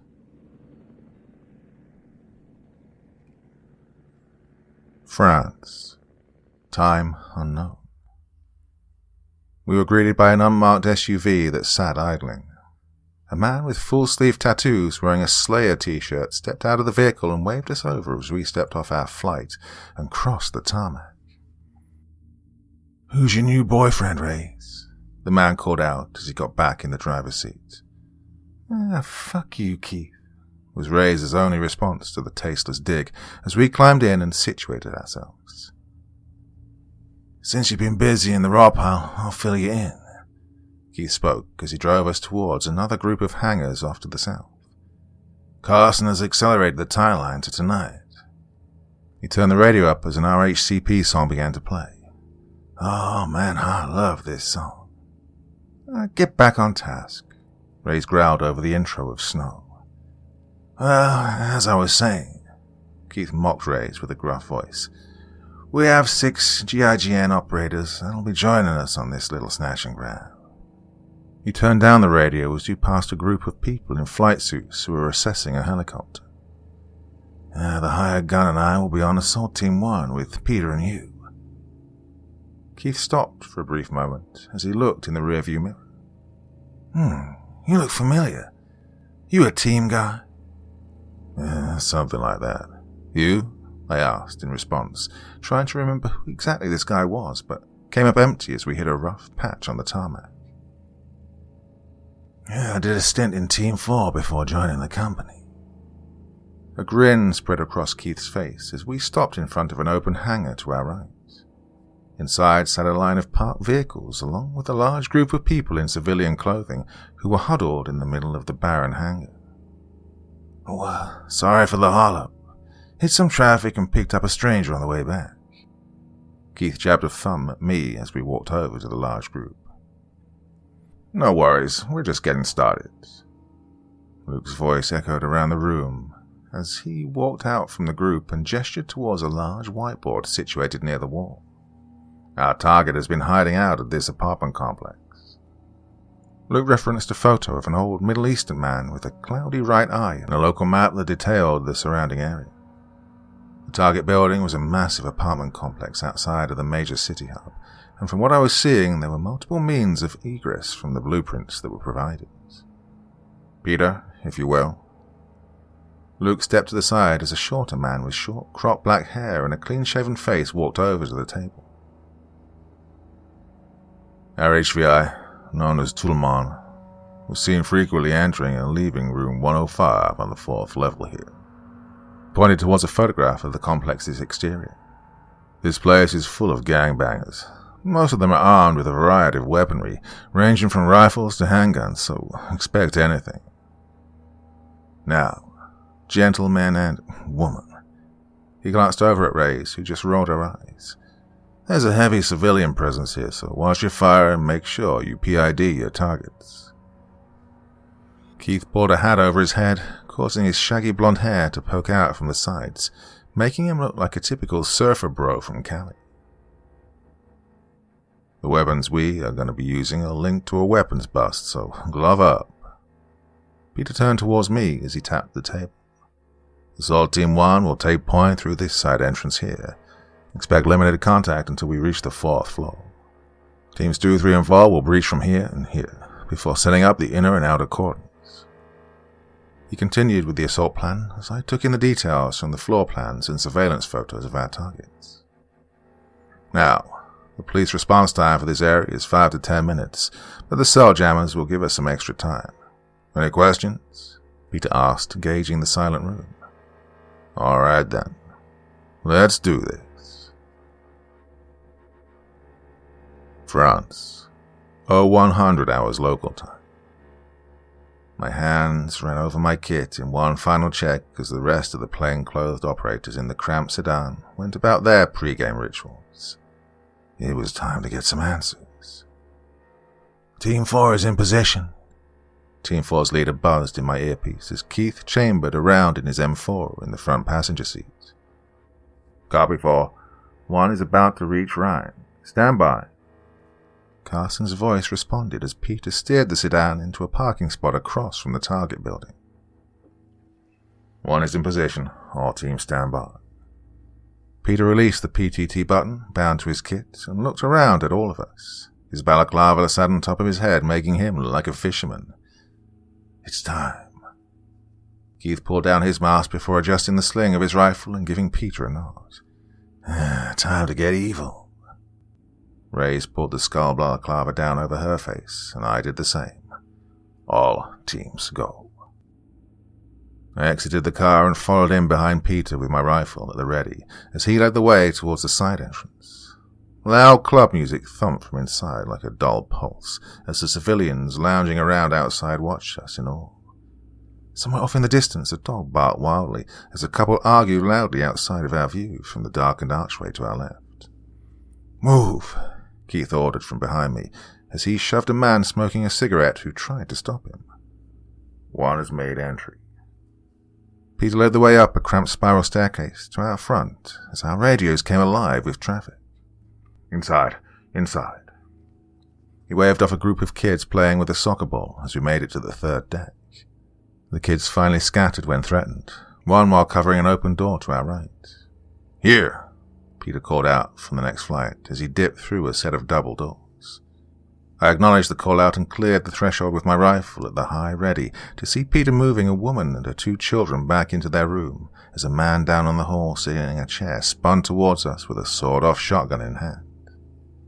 Time seemed to speed up as a door to my left opened inward. A man holding a pistol in one hand and a phone in the other filled my vision. "Drop it. I ordered, in clipped French, snapping towards him with my rifle raised as he began to lift the weapon, a look of anger spreading across his face. I flipped the safety off and fired off a short controlled burst into his chest, dropping him in the doorway as a woman ran out of the room next door, almost getting shot in the process. I peeled away from the door, scanning for more targets, only to see the dead man with a shotgun at the end of the hall as I caught back up to Peter as he cut left down another wide corridor filled with more scrambling civilians. "It's in the middle door on the right," he called out over the screams and familiar reports of M4s, followed by smaller caliber weapons. "Check. Watch your fire. We need him alive," I reminded the Frenchman as he pushed past a row of open windows next to us. "All teams be advised. You have more vehicles arriving outside, counting 12 armed tangos." Carson's voice was calm despite the unfolding chaos inside the complex. 2 men appeared at the end of the hall with assault weapons in hand as Peter keyed his PTT button. "Oh, shit." I laid down suppressing fire in an attempt to cover our advancement as Peter ducked into an open room to our left. "Jason, in here." My M4 ran empty as I fell through the open doorway and onto the hardwood floor. "Out! Out! Get out!" a woman wailed from somewhere inside the room as I scrambled up to my feet. "Shut up and get down," Peter yelled back at the woman as the wooden doorframe and pieces of wall exploded into splinters and dust particles as the man from down the hall returned fire. "Race, Keith, 2 shooters at the end of the hall. We're pinned in room 102 on the left-hand side." I released the PTT button and thumbed the mag release, letting the empty magazine fall to the ground. "Copy. Hang on," Keith responded over the roaring gunfight as I slammed in a fresh magazine. "Jason, move. We have them pinned." I slapped the bolt release and slowed my breathing as I pushed back out into the hall with my rifle raised. I took aim and fired at one of the shooters at the end of the hall. It would expose the upper half of his body. My rounds all hit their target, and he fell into a heap on the floor, dead, next to his buddy, who was clutching onto his stomach and groin while crying out in pain. Okay, on to the next. A fat, shirtless man with a scrappy beard exited from room 105, holding a handgun as I reached the door. He didn't match the target photo in my elastic wrist case. I pulled the trigger twice, and 2 rounds from my M4 connected with his neck and jaw as I pushed past his now lifeless body. The doorway opened into a smaller hallway with 2 doors that sat staggered across from one another before opening into a larger living room at the end. One door on the right side of the hall opened and a woman holding a baby appeared as I cleared the main entrance with the rest of the team following close behind. Okay, not an active target. Move to the next. I pushed past her as Peter took control of that room. As I passed the second door, a dull boom sounded from inside as a large chunk of the door exploded outward, sending wooden splinters into my arms and face as something hard slammed into my chest. Keith returned fire through the walls. I fell into the living room. "Keith, watch your fire. Tolmon might be in there," I sputtered as waves of pain shot through my chest. Just as I finished speaking, another door opened from a kitchen area across from me. A tall, thin man with a cloudy right eye, matching the target photo, emerged, holding a pistol in his right hand and a small black device in the other. My heart sunk as the realization set in. That's a fucking S-Fest. He's rigged to blow. I cleared the distance in a matter of seconds, ignoring the pain in my chest as the pistol in his hand barked. The concussive blast rattled my skull as flames licked the corners of my vision. It felt like someone had hit me in the side of the neck with a sledgehammer covered in razor blades as we both crashed through the door he exited from. Oh, this is it. I expected to go up in a bloody explosion, but to my surprise, it didn't happen. The man shot up to his feet and attempted to grab for the device again, but I grappled him in a front headlock and performed a gator roll. We got some distance between the device as I swung down with a closed fist that connected with the man's nose. Blood and mucus spewed down his face and onto his shirt as I landed another blow that hit with a sickening wet crunch. "Tolman, looked back up at me with eyes wide full of terror as he thrashed around frantically. The rhythmic sound of my heartbeat filled my ears as the blood rushed to my head.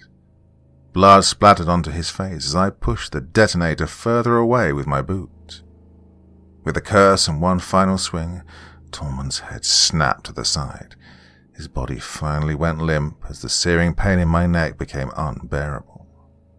My hand shot to my neck. Sticky, warm blood pulsed against my gloved hand as I attempted to slow the bleeding, but it wasn't doing much as I fought to stay upright. "Shit, Jason is hit," Ray's called out as she entered the room. "This is it. I'm dying." She pulled me off of Tolman and secured his hands behind his back with a pair of flex cuffs before tearing into my blowout kit. "Hang in there." She pulled my hand away from my neck and pressed a wad of combat gauze and blood-clotting agent against the wound. "Keith, get in here." Ray's looked down and tapped my face with her free hand. "Jason, you need to press this down for me, okay?" I tried to speak, but a terrible wet gurgling sound came out as blood filled my mouth and throat. "Keith!" she shouted again, only to be answered by more gunfire in response. "Shit, I'm sorry." She reached over and hooked her arm under Tolman's in an attempt to drag him out of the room. "All teams, jackpot. I say again, jackpot. Get ready to move." The room began to spin as Keith appeared at my side. "Oh, hang in there, bro. I'm going to get you out of here." He hooked an arm around my chest and struggled to pull me to my feet. The burning subsided, but the spinning did not. It was like being plastered drunk, but tenfold as I struggled to walk into the living room. "We're moving," Peter called out as he pushed out into the hall with Ray's and the handcuffed man. The world went black and I awoke in the back seat of the sedan as Ray's drove like a bat out of hell. "We're coming up to the gate now. Have medical on standby." The sedan screeched to a halt and the back door was ripped open. A pair of hands grabbed a hold of my arms and pulled me out of the back seat and onto a gurney, pulling up my balaclava in the process. Another hand tore the bandage off of my neck and all movement stopped. "I thought you said he was critical," the masked surgeon standing above me asked as he prodded at my neck with his gloved hands. Ray stammered as she put a hand on my neck. "He was." I coughed and spat out a stream of blood as the group spread out. "Oh, where's Tolman?" My voice wasn't my own. It was raw and ragged. "Jesus, how were..." Peter was taken aback by the sight as I fought to get to my feet. "Where is he?" I asked again, rolling off the gurney and taking a step with a foot that didn't want to comply. I need to talk to him." And the world went black once more. CIA Black Site, 0900 hours local time. The smell of diesel combined with the salty coastal breeze from the ocean, causing my skin to burn and my mouth to dry as we entered the concealed housing area for the high-profile detainees that still had valuable intel to dish out. All around us the sounds of death metal, classical music, nursery rhymes, and other musical pieces washed over the screams that were coming from the other buildings within the compound. If hell existed on Earth, this place was one step in the right direction. "How are you feeling?" Keith asked in a barely audible whisper as we approached a reinforced door being flanked by two armed guards dressed in civilian clothing, holding SOP-mod M4s across their chests. I ignored the question and flashed my security badge. Reyes gave them a simple nod and they opened the door before stepping off to the side as we entered the small holding room housing a single metal table and a few chairs along with one occupant. Sitting in the metal chair across from us was Tolman. His face was gaunt and expressionless as he looked up at me with his one remaining eye. He suddenly muttered something in Farsi before falling silent as I sat across from him. "Talk." Tallman's eyes met mine as he looked for anything to use, but after a minute of silence, he just chuckled. It worked, he finally spoke. What worked? I asked, scratching at the fading scar tissue that formed where the bullet had penetrated my neck. What those crazy Russians have been trying to perfect over the last few decades, he answered as I tried to keep calm. Afghanistan. There was a bunker. The old man's eyes narrowed. Yeah, we went down there and found the aftermath of that little experiment. Whatever they tried to perfect, it failed. Tallman shook his head in disagreement as I shifted in my seat. No. You are mistaken, American. Oh, they succeeded. The corners of his lips began to curl into a smile. And how is that? I asked, intrigued by the old man's confidence. By the fact that you're sitting across from me. I jumped up to my feet, causing the metal chair to slam into the ground, and the rest of the team to jump as I rounded the table. Where are the other bunkers? Who's in charge of the operation? I asked next, grabbing Tallman by the collar of his yellow prison jumpsuit. South America, Africa, and Russia, of course. Tallman punctuated each word as he spoke. Who is behind all of this? I asked again, giving him a hard shake. You're talking to him. The Soldier by Shadow Swimmer 77. Part 1. The Dream. I can hear the screams of men and gunfire. I can smell their fear. They know something's in the dark, something strange, menacing, and very, very hungry. Oh God, the fuck is that? It hurts. Please don't. No. I wake, trembling in a cold sweat, sheets tangled around my legs. I look across the bed to the nightstand, the green LED lights telling me it's 4:30 a.m. It was the dream again, the same dream. I glance reproachfully at the remains of a fifth of whiskey and a half-empty bottle of sleeping pills lying on its side by the clock. They've never quite kept the nightmare from me before, but I still have hope it's just a question of finding the right quantity. My hand still slightly shaking, I grab the bottle and take a healthy swallow, then drop it empty to the puke green-colored carpeting that passes as decoration in my bedroom. It burns, but that's just fine. Knowing I'll never get back to sleep, and with only another 30 minutes before I'd set my alarm to wake me anyway, I throw on coffee and jump into the shower. It's cold, but that's just fine too. I stand there, arms bracing me against the wall, head bowed under the frigid stream of water, and I try to forget.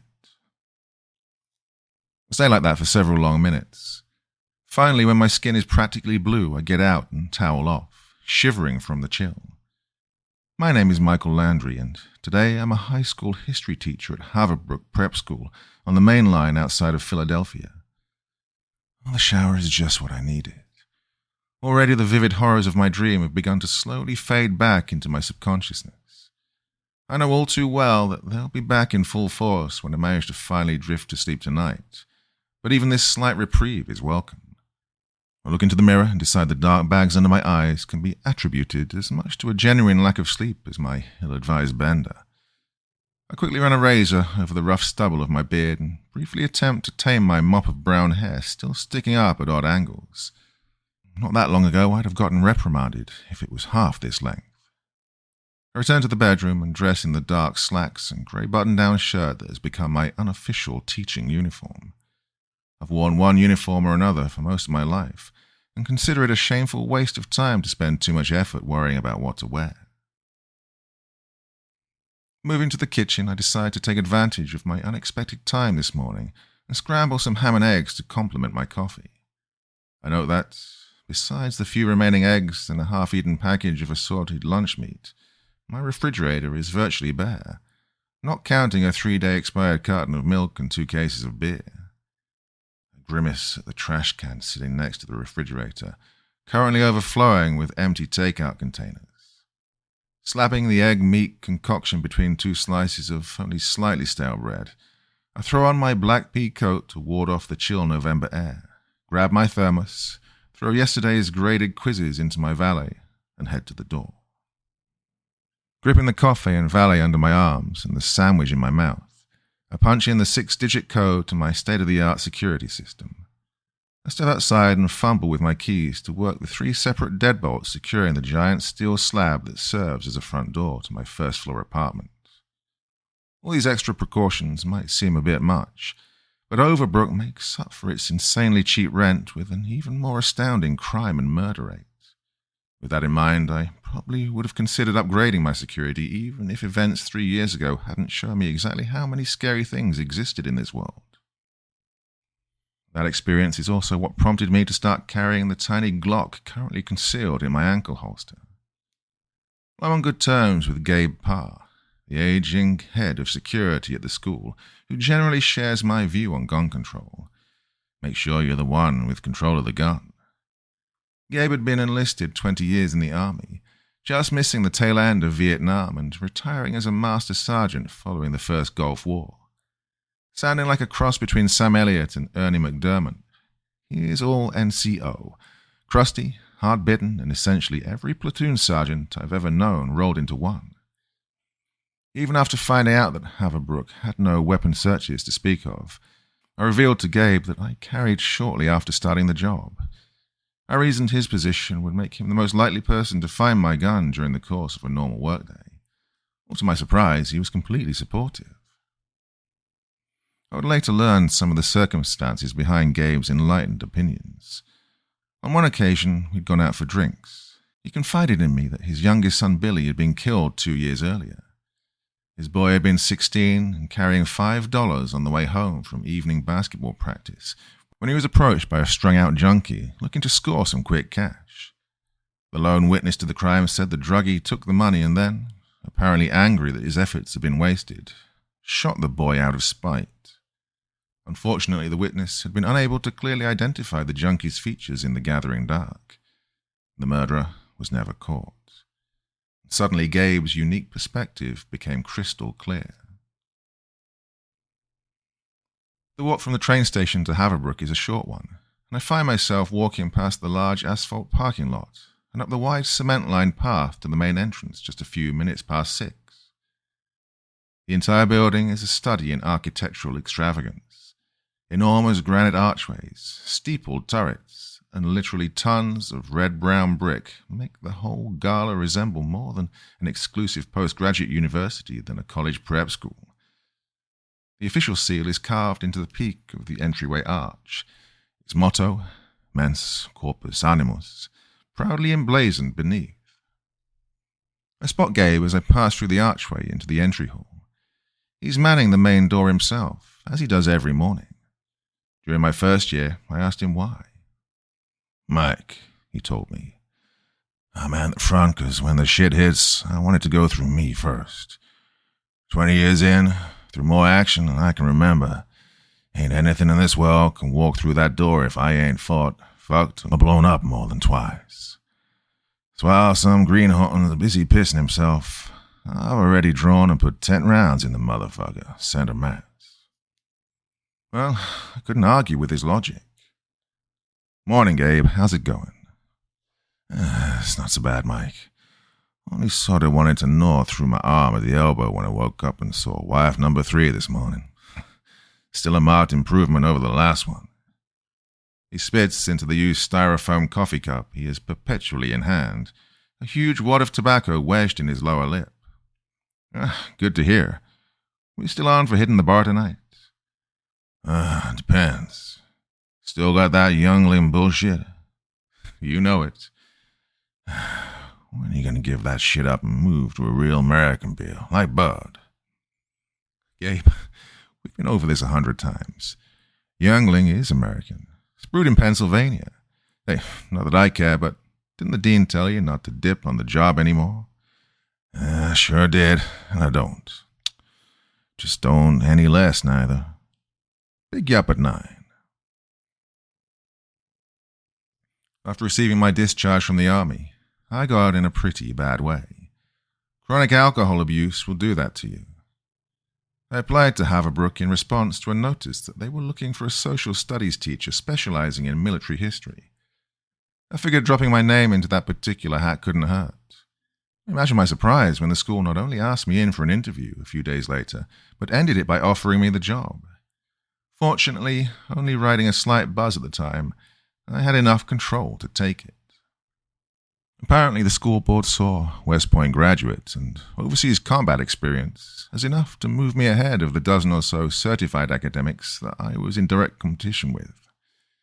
2 older board members with prior service experience made a case for hiring me to the other 8, stating that no one was better qualified to teach military history than someone who'd actually seen combat. They argued that competent professional educators would always be available and, worst case scenario, the board could fire me after a semester and hire one of them. Well, I won't say that the Haverbrook job was exactly what I needed to get my life back on track. It's just a job, albeit one with a good salary and better benefits. It serves 2 purposes: pay the rent and keep me in booze. That's all. I won't say the one simple act of getting a job made me get along with my landlord, made my nightmares disappear, or the world a better place for everyone to live in. It didn't. My landlord, Mr. Peacombe, is still a prick, which I attribute to gratuitous levels of inbreeding. My dreams only became worse, more horrifying with each retelling. My men are still dead. Now, officially founded in the early 1900s, Haverbrook can actually claim history back to the pre-revolutionary times, when a one-room schoolhouse stood on the very spot.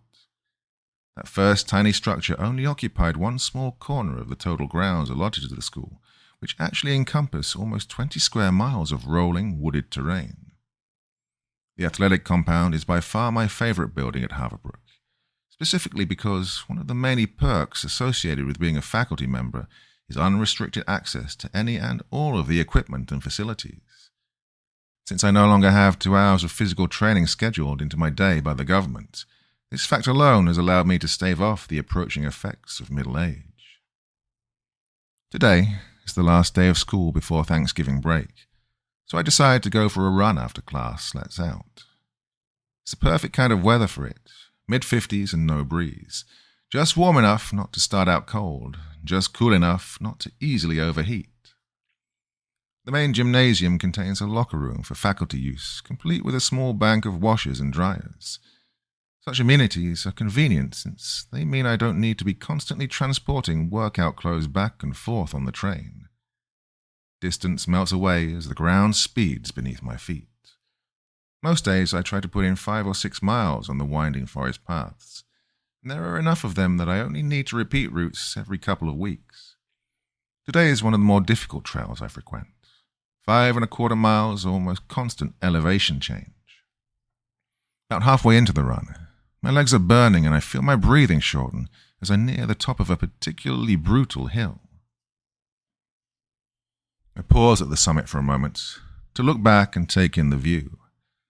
Vast acres of untamed wilderness stretch behind me. Crisp snap to the air makes everything seem somehow sharper, but in doing so only accentuates the grey deadness that is insidiously leached into every aspect of the environment. Hazy, translucent clouds rise in front of a pale sun that seems a shadow of its normal self. It sets very early in the day now, and the shadows are already long. The deciduous trees that blaze like a campfire in the autumn rise up below me, now eerily foreboding in their stark nakedness. The faintest hint of wind stirs the branches. Its passing causes the trees to sway and groan with almost malicious intent. I feel a shiver trickle down my spine that has nothing to do with the weather. These are woods from the darkest fairy tales. These are woods that are alive. Only the distant 3rd floor of the Haverbrook Library, just peeking up over the treetops, serves as proof that I haven't been unwittingly transported through some magical doorway into a land populated by creatures terrible and unknown. Unbidden, my thoughts turn to memories of another time, another darkness, and the things I found there. Disturbed, I start running again, faster than before, the sun slipping closer to the horizon. As I descend from my vantage point back into the trees, the darkness grows rapidly deeper, the shadows thicker. This can't be right. Even in winter the sun doesn't set this quickly, does it? Appearing out of nowhere, thick black storm clouds have replaced the wispy greyness I observed only moments ago. Deep peals of thunder ride wicked through the seething black seas above. The wind, once only a faint whisper, has become a tormented scream, the death cry of a wild beast. The trees no longer gently sway, but thrash and buck wildly as if trying to uproot themselves from the very earth that holds them. Massive sheets of icy rain begin to pelt down from the heavens, soaking me through to the bone. Instantaneously, a mild afternoon has been replaced by a savage tempest. I fly down the hill, the storm raging about me. Branches seem to reach out, to snatch at my arms. Roots and stones rise up to tangle my feet. Suddenly, an incredible blast of pain ignites my right shoulder, sending stars shooting across my eyes. I cry out, tumbling to the ground.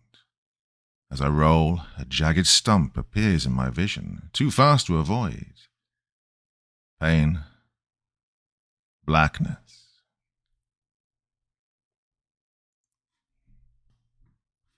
Part 2. The Storm.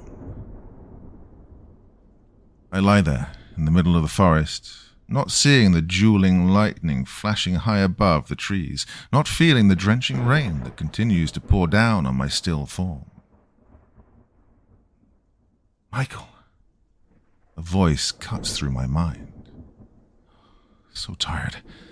I just want to lay here, ignore it. Michael. You must listen. There isn't much time. Go away. Just a voice in my head. Leave me alone. Events are in motion. The storm is only the beginning. They sent it for you, hoped it would kill you. They know you have a role, but they can't know how important you are, or they wouldn't have stopped there.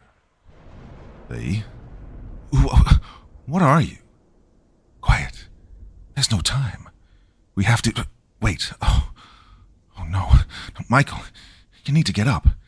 You need to get up and get the hell out of there. It's coming. My eyes flutter open. Disoriented. Can't tell how long I've been out.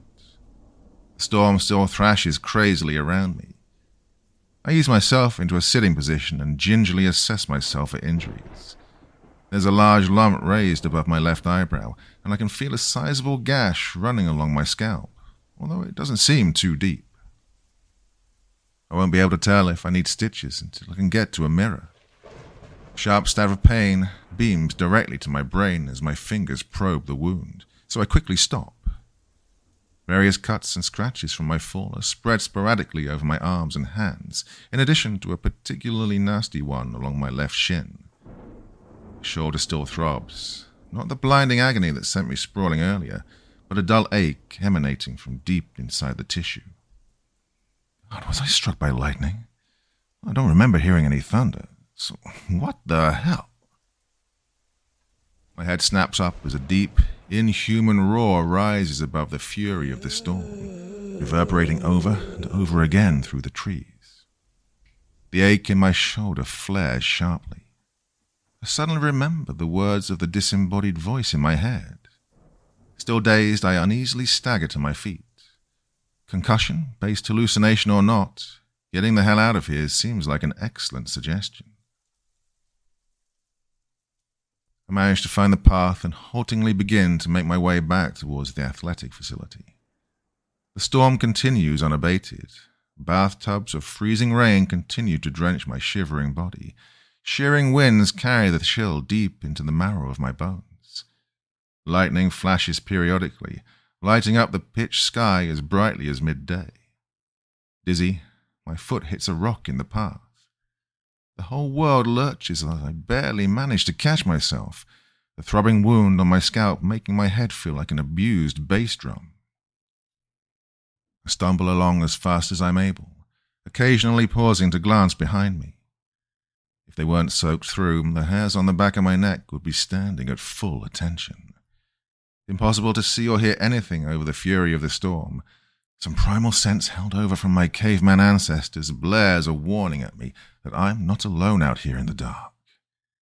The savage roar I heard shortly after waking doesn't repeat itself, but in truth I don't know if that disturbs me more or less. If I hear it again, that means that whatever made the sound exists and is somewhere in the woods with me, but at least I would have an idea where. As it stands, I can hope the unworldly sound was just another delusion brought on by my head injury, but can't manage to shake the chilling feeling that the beast is simply remaining silent, hunting me.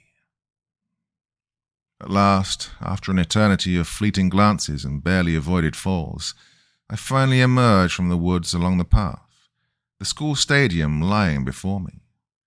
The electric lights of the gymnasium several hundred yards down the paved walkway burned cheerfully, oblivious to the violent events of the night. I urged my wooden legs to greater effort and blessedly make it to my destination, throwing open the door and tumbling inside. I sit there sprawled in the facility entryway, trembling from the cold and fear, watching the storm rage outside. After what must have been several minutes, I managed to gather the will to painfully regain my feet and work my way through the building and down the long corridor to the faculty locker room. The building is deserted, the silence making the noises of my struggling movements seem all the louder. For a moment, I wonder at the complete lack of people before, remembering virtually all sports practices have been cancelled in lieu of the pending week of vacation for the Thanksgiving holiday. Gaining access, I immediately moved to the row of sinks and the mirror to get a better assessment of my injuries. The bump above my eye is considerably swollen and will soon turn into an ugly-looking bruise. On the plus side, the cut on my scalp is actually more of a scrape and doesn't appear to require stitches. The cuts on my arms, hands, and shin are superficial, but will hurt and itch like crazy while they heal. Suddenly, seeing past the painful details, I struggle to recognize the haggard, beaten-looking figure returning my stare from the glass. Well, you've had worse. God knows you've had worse. Well, that time, that was a lot worse. I grimace, my reflection perfectly duplicating the motion. Turning on the faucet, I grab a handful of paper towels and begin to carefully daub the dry blood and dirt around my cuts, not wanting to inadvertently open them again. Satisfied that they've closed up well enough to allow it, I strip off my sodden workout clothes, throw them into one of the dryers, and step into the shower. I set the water to scalding. I stand under the steaming water, trying to rub the kinks out of my neck. A small throb in my shoulder reminds me of the incredible pain that first sent me on the way to my current condition. Reluctantly turning off the shower head, I dry myself, wrap the towel around my waist, and return to the mirror. Although certainly cleaner and free of the caked dirt and blood that previously clung to me, I still paint a terrible picture. The cut on my scalp shines red just below my hairline, and an enormous purple bruise has now begun to complement the generous swelling above my eye. I turn my back to the mirror and move my head so that I can observe my shoulder in the reflection to see the scars located there. 3 long marks extend the length of my shoulder blade. The lines are jagged due to the poor nature of the canvas they were inscribed upon. Aside from the nightmares, they're the only proof I have of the reality of the most horrifying experience in my life. The terror and bloodshed that occurred in a Middle Eastern cave 3 years ago. Tonight, the marks are inflamed and wet, as if I'd just received them instead of having worn them for so long. Had I not just showered, I'm sure fresh blood would still be oozing from them, though all my other cuts and scrapes are closed and dried by this point. As if listening to my thoughts, tiny red beads slowly begin to well along their length as I watch in the mirror. Without warning, an intense pain radiates outward from the center of the marks. At that moment, 2 things happen simultaneously. First, all the lights in the locker room go out, leaving me in absolute darkness. Second, I hear the unmistakable sound of the main entry door closing, and the slow steps of someone or something entering the building. the otherwise utter silence serving to augment the noise. The emergency generator kicks in, backup lights humming to life and bathing the room in a weak amber glow.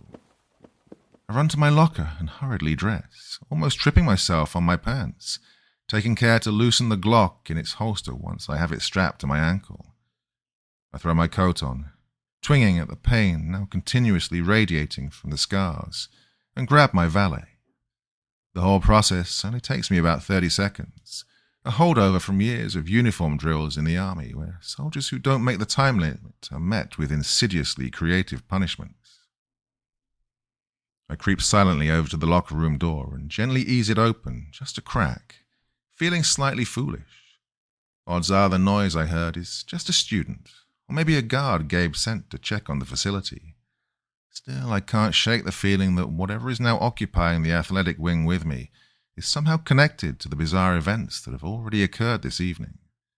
Its arrival and the loss of power to the building seem too timely to be mere coincidence. I peer out and down the dimly lit hallway through the slit in the door. At first, I don't see the thing, not until its eyes catch the light, gleaming a sinister shade of red. My breath catches in my throat as a wave of pure terror thunders through my suddenly rigid body. My shoulder screams, almost as badly as in the woods. My mind is struck dumb, crazed gibbering crowds out all rational thought. God, my God, it's just like that time, just like the last time. Gotta be a dream. Can't really be happening. I'm still unconscious on the trail from hitting my head. That's it. Yeah, that's it. But this seems to be so real. What if it's not a dream? Then I have to move. I have to do something. Why the fuck does this keep happening to me? I'm only frozen for a single long moment until my brain unconsciously kicks into analysis mode. This feeling of unreality is disturbingly familiar, but other than the fantastic nature of my subject, it's not so different from some reconnaissance missions I've been on. 20 yards down the hall, the creature stands on two legs and appears to be about 8 feet tall. Definitely not a student, not a guard either, unless Gabe decided to try out some biomedical mutants in the rotation. Other than its immense size, I can't determine any further details about the entity because of the way the shadows seem to bend around it, almost as if light is absorbed once it gets within about a yard of the creature. As I watch, it raises its head as if sniffing the air. A chill runs down my spine as I realize that's probably exactly what it's doing. Its head snaps forward, its incredible blood-red eyes fixed directly on the door concealing me. Ever so slowly, it begins silently stalking down the hallway, hunched into a hunting posture, moving with the powerful grace of a natural predator. My fight-or-flight response frantically initiates. Logically, I have no knowledge of the identity of the creature, and the Glock only holds 7 bullets. Something that size, it's possible the gun would be empty before successfully incapacitating it. The military doctrine drilled into me stresses only committing to a fight when possessing knowledge of the enemy, initiative, and a decisive advantage. At this point, I lack all of those. I reach the conclusion to conduct a tactical withdrawal. To say I'm retreating sounds so much more cowardly. Fortunately, Haverbrook has equipped all its locker rooms with multiple exits for use in the case of an emergency, although I hardly think my current situation was considered in their plans. As smoothly and quietly as I'm able, I gently close the door and throw the deadbolt, locking it from the inside. I have little hope that the flimsy metal will impede the monster for more than a couple of seconds, but I'll take any opportunity to up my odds for survival. Wounds throbbing uncomfortably, I hobble to the far side of the locker room to the emergency exit as quickly as I can and push through it, emerging into a utility hallway. No alarm sounds.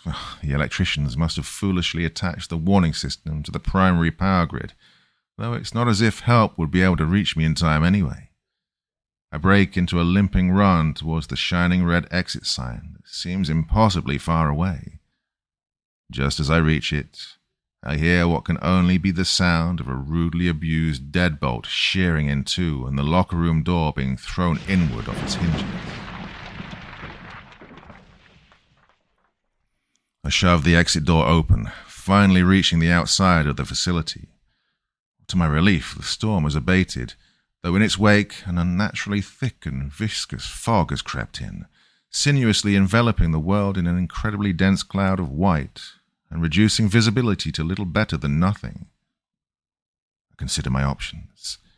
I could try to hide somewhere nearby, but it seems the creature is tracking me by smell or some other method and would likely find me fairly quickly. That means my best bet is to try and put as much distance between me and it as possible. I glance at my watch and see that it's just now 6:15. If I push myself, I may be able to make the 6:20 back towards Overbrook. I make my decision. Pain and exhaustion slowly overcoming my rush of adrenaline, I stagger forward towards the station. I really hope the bloody train is on time.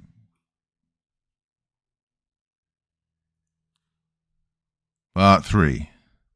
The Monster. For once the train is on time, rolling in just as I reach the station. Furtively throwing futile glances back into the impenetrable whiteness for any sign of pursuit, I wait off to the side of the double doors for the train to discharge its few passengers. Standing up is an effort. A professionally dressed, moderately pretty woman looks up in passing and gives me a startled glance as she readjusts the bag on her shoulder. God, I must look a wreck. The sickly smile I return only seems to disturb her more. I enter the car and fall onto one of the hard plastic benches facing near the train, roughly dropping my valet next to me. As the train pulls out of the station, I heave a sigh of relief. Whatever that thing was, I seem to have managed to outrun it so far. If my luck holds, I'll be able to get home to my apartment and retrieve some firepower more substantial than the Glock. The heavy weight of my giant .5 caliber pistol would feel remarkably comfortable right now, as would my semi-automatic shotgun loaded with 12-gauge double-aught. The real question on my mind is what the hell that thing was. Granted, it isn't the first otherworldly entity that I've seen in my life, but a large part of me still wants to put the last time down to trauma-based hallucination. Besides, this one was physically different, though the strange feeling of unreality is absolutely the same. I've never heard of anything like this creature outside of comic books and fairy tales. The odds that one man would randomly encounter more than one of these things in a single lifetime have to be astronomical, and therefore logic suggests there must be some connection between the two meetings. But what? The lights flicker. I look around the compartment and notice I have it almost to myself. In fact, the only company I have is a homeless man I somehow didn't see when I first got on, sprawled unconscious across a bench towards the rear. I can't blame him for wanting to get out of the storm, but briefly wonder how he's managed to avoid the conductor, since he doesn't look like he'd be able to afford a ticket, or even half a ticket. I pull my monthly ride pass from my inner coat pocket and place it into the plastic slot on the back of the seat in front of me. My shoulder sharply throbs, causing me to look up. The first thing I notice is that my formerly sleeping homeless companion is wide awake and sitting at rigid attention. The next is that his eyes are fixed in an unblinking stare directly at me. They are remarkably bloodshot, so red that they bear a disconcertingly close resemblance to the eyes of the creature that was pursuing me earlier. The man slowly stands, his unwavering gaze attempting to bore straight through me. I return his stare, matching its steadiness, if not the intensity given by the preternatural color of his eyes. I can feel the tiny hairs on the back of my neck stand erect, and a rash of goosebumps flush down my arms. I find myself mentally reviewing years of close combat training as my hand, almost of its own accord, slowly edges down towards my right ankle and the tiny Glock concealed there. I take stock of the man 25 feet down the car from me. On the surface, other than his startling eyes, there's nothing that would make him stand out in a room full of derelicts. He stands about 5'7", with an average build and looks to be in his mid to late 60s. His grey hair is as long and matted as the snarling beard that practically explodes out of his lower face. He's wearing grey sweatpants and trashed sneakers, his toes showing through a sizable hole in one of them. A dark, ratty fleece hat on his head. He's bundled in an old Vietnam-era Army-issue jacket, and I briefly pause in my assessment to wonder if he's a veteran. He's carrying no obvious weapons, I can see, but I know many ways for an average person to conceal any number of blades, pistols, and any other violence-inducing implements. Many more if that person's clever.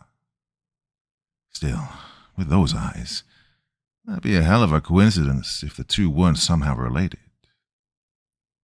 I grab my shoulder, grimacing as white-hot pain lances through it and brings stars to my eyes.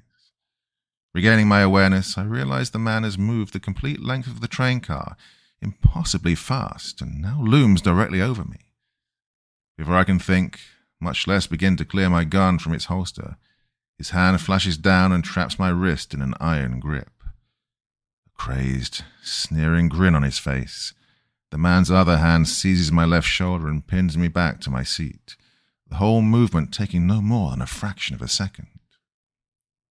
With his face mere inches from my own, it's nauseatingly obvious he hasn't bathed in some time.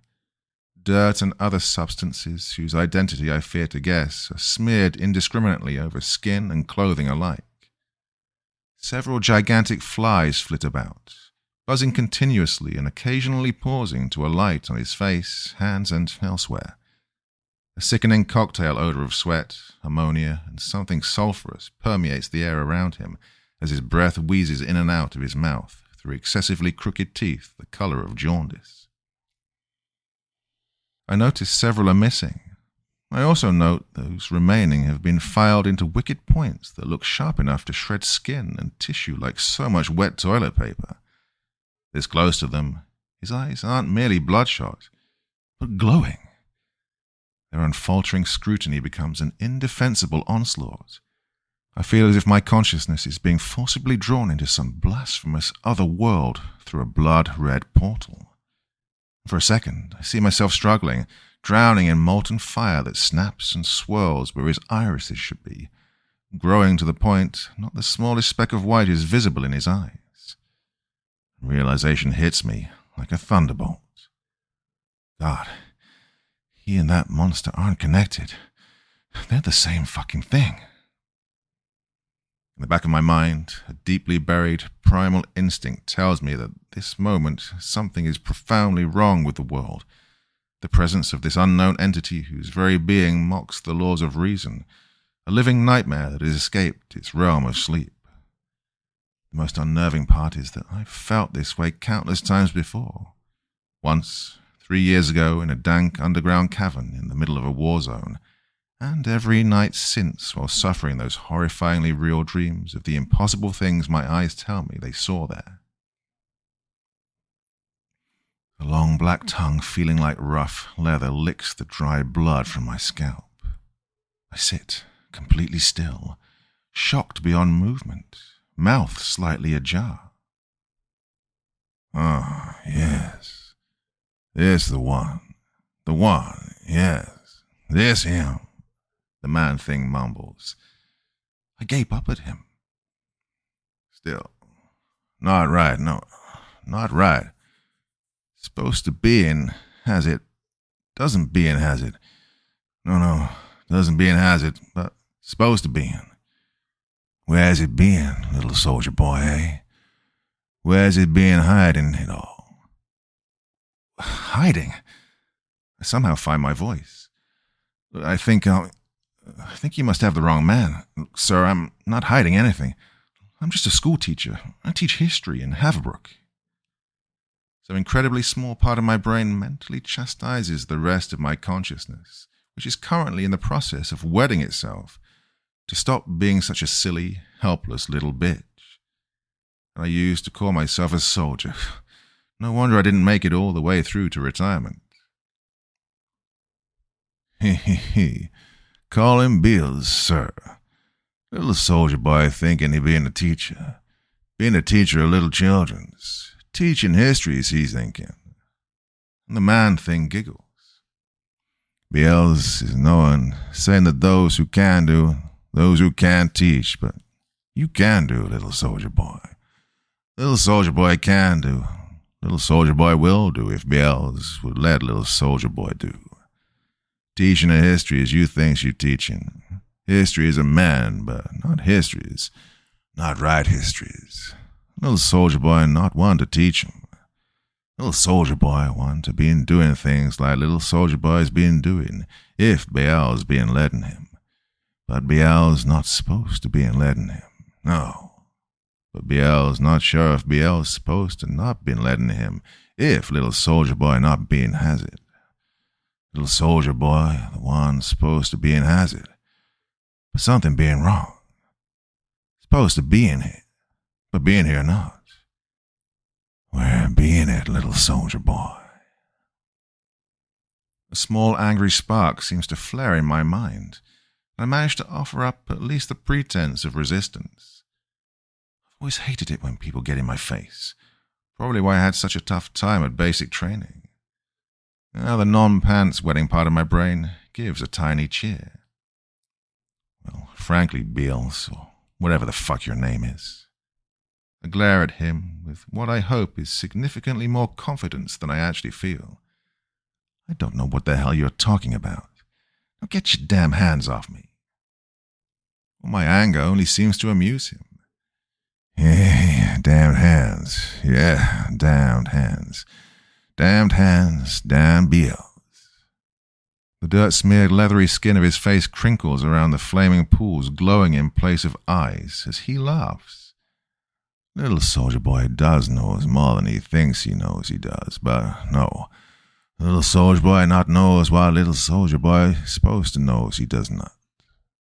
What Biel's to do? Biel's supposed to be finding little soldier boy. Finding little soldier boy Beals has, but little soldier boy is supposed to be in has it. The man-thing's mouth closes in a hard line as he contemplates this dilemma. I will admit his issue has me completely confounded as well, but for entirely different reasons. Suddenly his face lights, red eyes shining ever brighter like two miniature stars that found themselves trapped within a prison of flesh and bone. The same wicked smile again stretches across his mottled lips, razor-like teeth seeming to glint in the harsh electric light of the train car. Ah, but little soldier boy already marked by Dark One. Yes, marked, and so Biel's can find again. Find again, Biel's can. Little soldier boy's marked from Dark One. Then Biel's can make sure little soldier boy not to doing little soldier boy things. Gripping my arm and shoulder, the man-thing pulls me even closer and hisses in my ear. You belonging to Dark Ones now, little soldier boy. Once you being has what you supposed to be in has. Dark Ones being taken that what belonging to them. He abruptly releases my arms, shoving me back painfully hard against the unforgiving seat. The instant I'm free to move, I snatch the Glock from my ankle, jump to my feet and snap into a two-handed shooter's stance. Slightly dazed, I find myself alone in the train car. The creature pretending to be an old man is gone.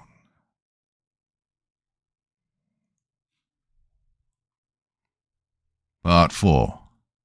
The Darkness. I sit sprawled in the overstuffed easy chair that comprises roughly half the furniture in the small area designated as a living room in my apartment. Aside from a threadbare, second-hand patchwork rug covering most of the floor, the only other piece is a squat table supporting my television, which currently stares hollowly back at me through its black, empty screen. I've been home 2 hours, and I'm unbelievably drunk. I drop the empty bottle from my hand to join its relatives on the floor. From the look of things, it's a family reunion, and attendance is high. People get drunk for lots of different reasons. Some people think they become the life of the party when they're wasted. Others want to fit into a particular crowd. And some, like me, drink because the muddling effect of the alcohol occasionally dulls the pain of particularly traumatic events or memories. The really lucky ones are actually able to use it to forget. I have never had that option. God, I wish I could forget. I want to forget. For me, the alcohol only takes the edge off the memories. Well, sometimes. Most of the time, it doesn't even do that. The buzz just sort of gives me something else to focus on. But, like tonight, if my thoughts happen to turn to that time, to that place, to that thing, well, I shudder involuntarily. God, so much blood, so much pain, so many screams, so many. I lurch up from the chair and run, staggering to the bathroom, flinging myself at the toilet. I barely make it before an inadvisable amount of alcohol forcibly removes itself. Twice I stay hunched, clinging weakly to the bowl. God, all hail the porcelain god. Some time later, satisfied that I've finished retching for the moment, I return to the living room, stopping by the fridge to grab another beer along the way. I just threw up a bunch of alcohol. Need to keep up the pace if I don't want to start sobering up. I settle back into my chair.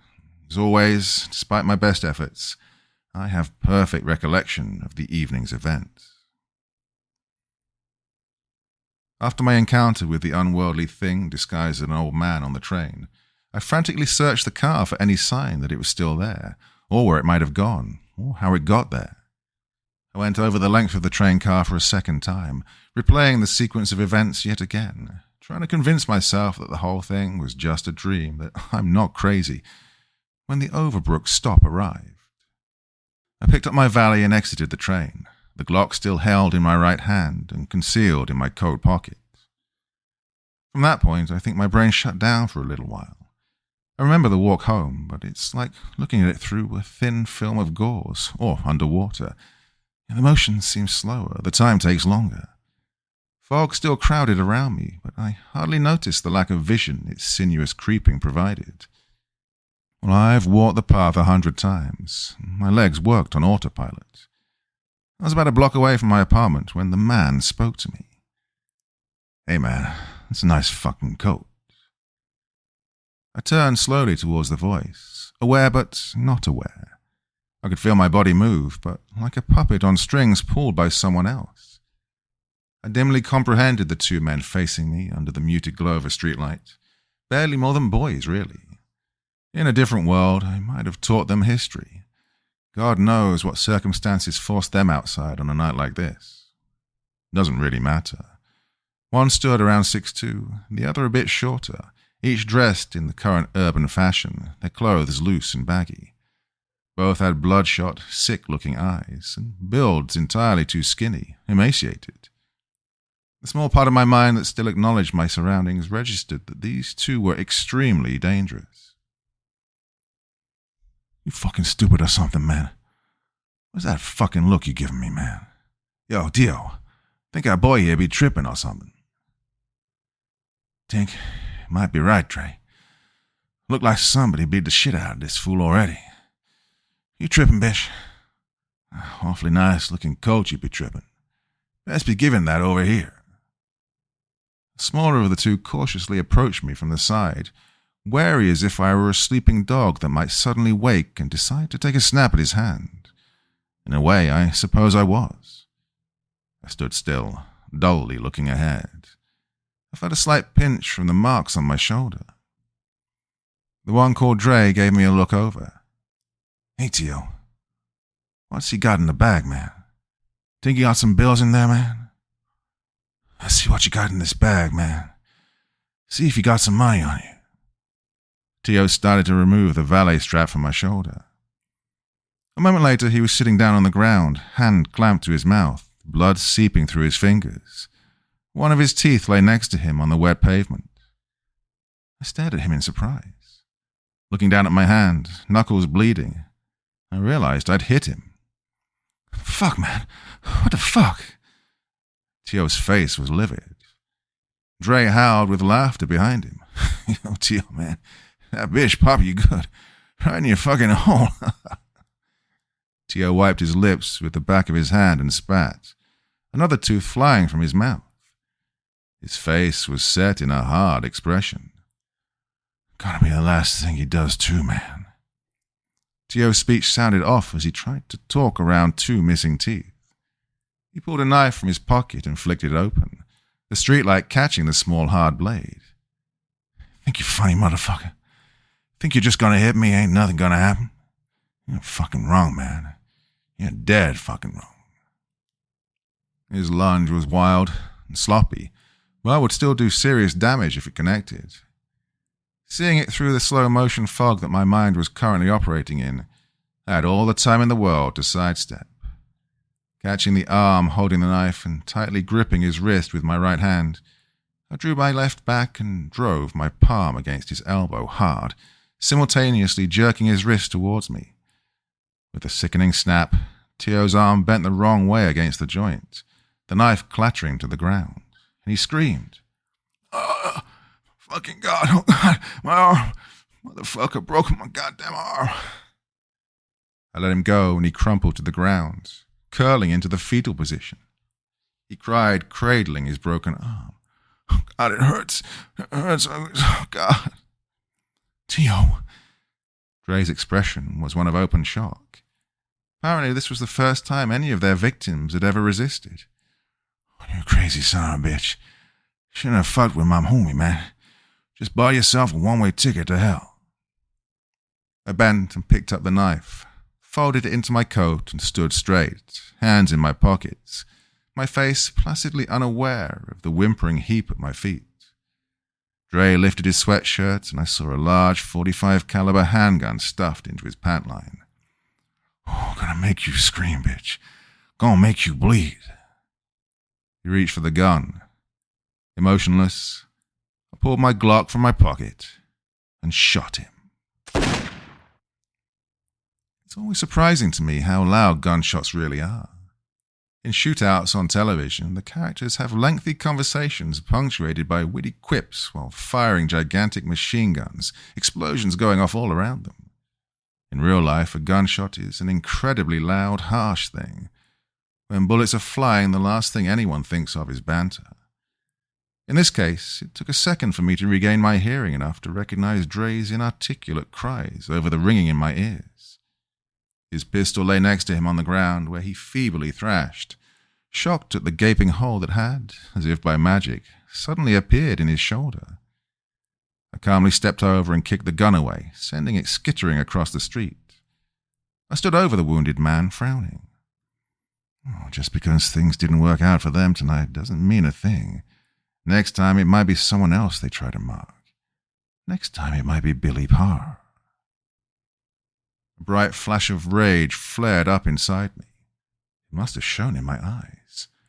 Dre's cries quieted to soft, helpless whimpers. I pressed the barrel of my Glock to his cheek and roughly gripped his wounded shoulder, painfully hauling him to a standing position.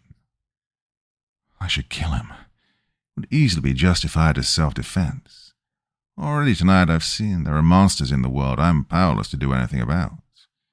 I should take care of the ones I can. Dre's eyes went wild, and he began pleading. "Please, man, don't kill me, man. We weren't gonna do nothing. Please, man, I'm sorry, so please, oh God, don't kill me." He started to cry uncontrollably, the harsh metal of my barrel still digging into the side of his face. I smelled his bowels as they emptied themselves. Tio silently watched from where he lay, terrified on the ground, his broken arm bent unnaturally, fear plastered across his bleeding face. My finger tightened on the trigger. Suddenly a sharp flare of pain emanated from my shoulder, wiping away the fog that had been clouding my mind. It's as if a veil was lifted. For the first time I observed the situation with perfect clarity. I saw the hurt, frightened boy in my grasp, his hysterical breaths coming in short gasps. I saw myself as I must look to them, a wrecked, half-crazed madman with a gun. My God, what am I doing? Dre grimaced as I dug my thumb into the bullet hole and leaned in close, talking low into his ear. "You and your friend go to a hospital. Stay out of my neighborhood. If I see you again, you'll consider this night a pleasant memory." I let him go, and he bonelessly fell to the ground with a cry of pain. Tio managed to get enough control of himself to help Dre to his feet again. I numbly watched the two of them stumble off blindly into the fog in the general direction of a hospital, horrified at what I had almost done. I looked down at the gun still gripped in my hand and shuddered. I reholstered the weapon, picked up the single piece of expended brass from the pavement, and put it in my pocket. The rest of the walk home was uneventful. I took my time, knowing that the frequency of gunshots and gang violence in this neighborhood would not hurry a police presence. I couldn't stop shaking. I finally reached my building, opened the front door with my tenant key, and walked down the hall to my door. Moving like an automaton, I unlocked the 3 deadbolts in succession, heaved open my slab of a door, stepped inside, and disarmed the security system. I dropped my valet by the door and painfully shrugged out of the pea coat that had attracted so much unwanted attention on my walk home. Hanging it on the hook by the door, I moved through the small living room towards the bathroom attached to my bedroom, briefly making a side trip to grab the first of what would ultimately be many beers from the kitchen. I finally heard approaching police sirens in the distance, not that I had anything to be worried about. The fog was thick enough that all of our features were sufficiently protected from any potential witnesses. Stripped, tossing the gun in its holster onto the nightstand next to the bed. I examined my shirt. A dark smear of blood from the oozing mark had soaked through the shoulder. I checked over my wounds and confirmed my initial assessments. The scalp was ugly but shouldn't require stitches. The lump above my eye wouldn't win me too many beauty pageants, but once the swelling went down, would be fine. I might even look almost normal by the time classes resume after Thanksgiving next week. All my other scratches and cuts were superficial, although the itching as they heal will be considerably uncomfortable. Most curiously, the mark on my shoulder had reverted to looking like it always had, dead pink scar tissue. Without the stain on my shirt as testimony, I'd be inclined to believe I'd imagined it bleeding earlier. Even though I just showered before my escape from the school, the ensuing events left me with a decidedly unclean feeling. The frigid roar of water from the shower head was blessedly welcome. I stood there for long minutes, taking deep pulls from my drink. Toweling off, redressing, and about 15 beers later, find me in my current position, slouched in my armchair, drunk as hell. As I sit staring into space and contemplating the pros and cons of another drink, a sharp 3 raps issue at the door and cause me to hurriedly lurch to my feet. Oh, shit. That thing follow me. I've got to get a gun. No. Think logically. It wouldn't be knocking. Maybe someone saw the earlier attack. Friends of Tio and Dre, maybe. Got to get a gun. No, wait. Could be police canvassing the area. They've never done that here before, even with that murder a couple of months ago. Still, if it's cops, I shouldn't answer the door armed. God, what the hell is going on?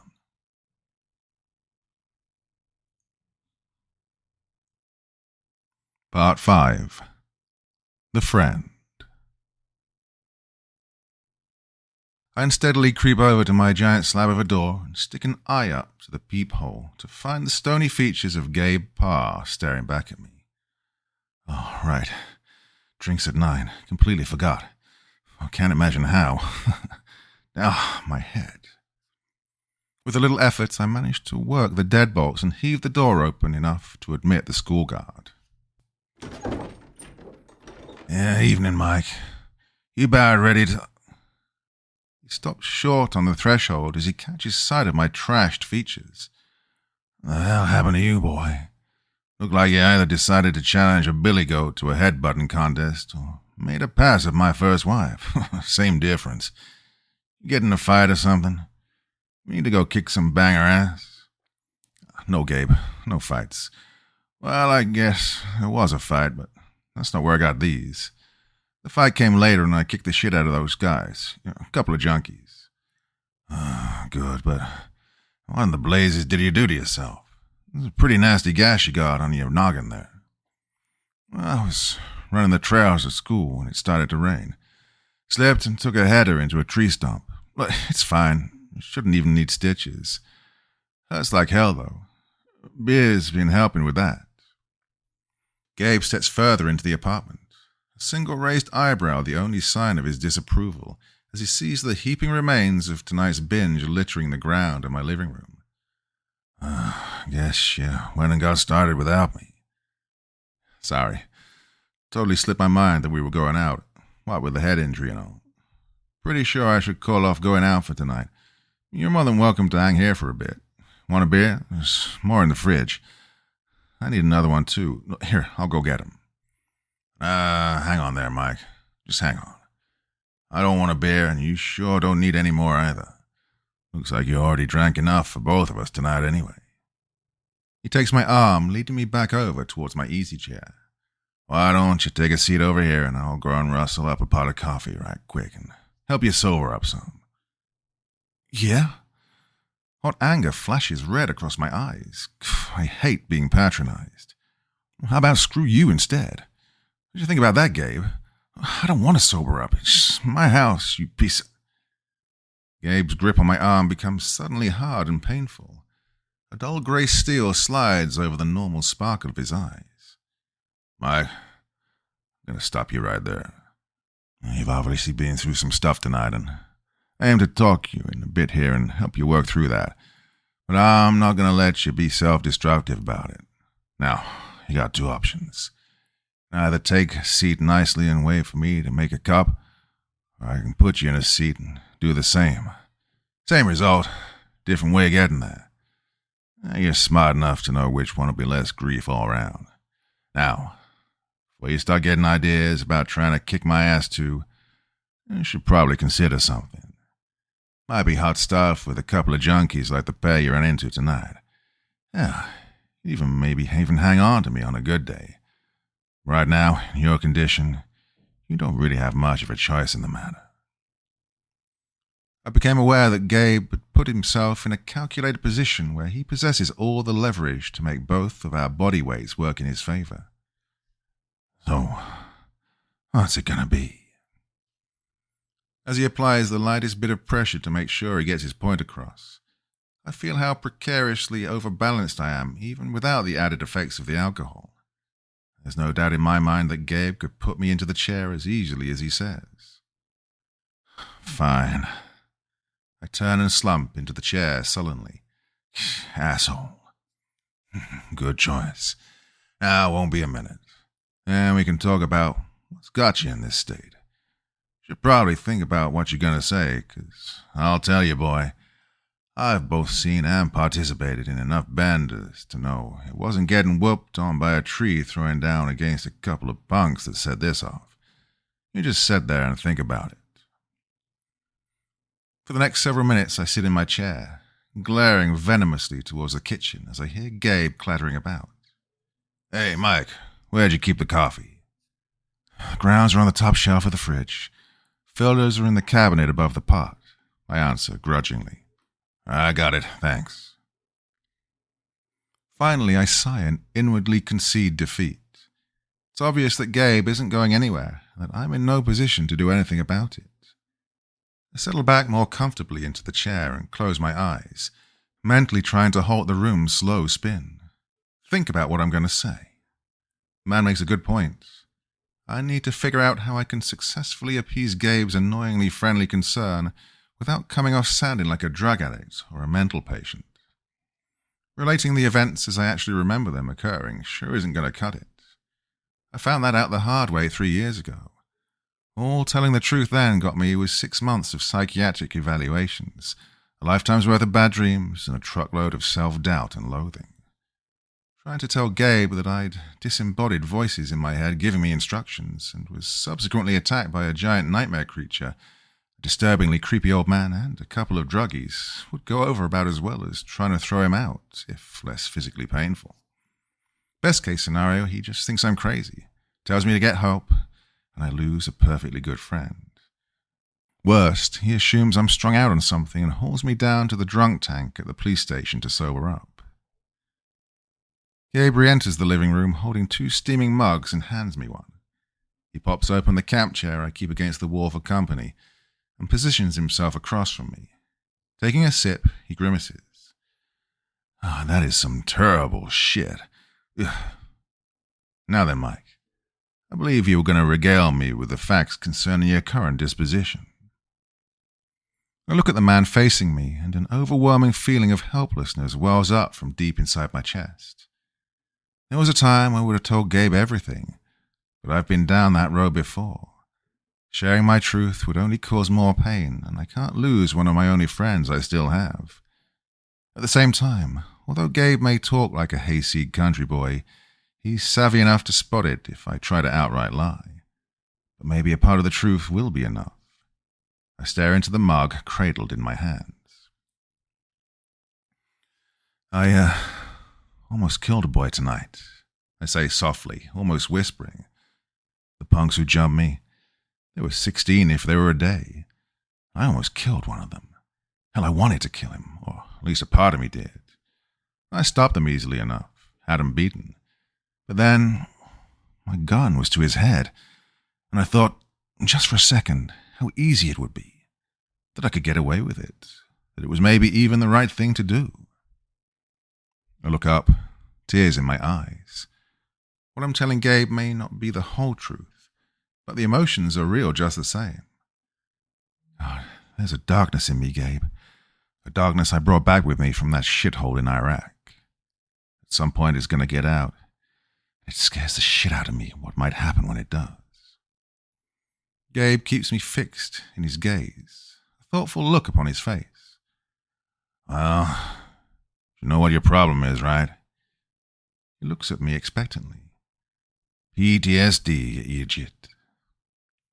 Gabe takes another sip of the horrible coffee and continues. Shit, Mike, that ain't nothing to be ashamed of.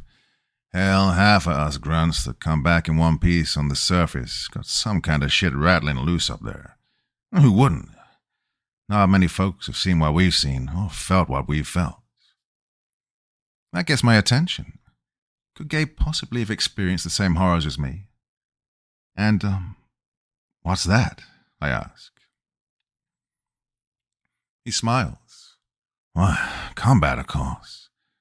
The very real notion that another human being is doing their damnedest to make sure you don't come out alive. And on the flip side, that you've snuffed out of the potential of another person. Everything they could have ever been gone in an instant by your hand. Mike, remember how I told you about Billy dying? Well, there's a part of that story I maybe sort of held back a little. Now, don't be getting all bent out of shape. Didn't really know you as well back then.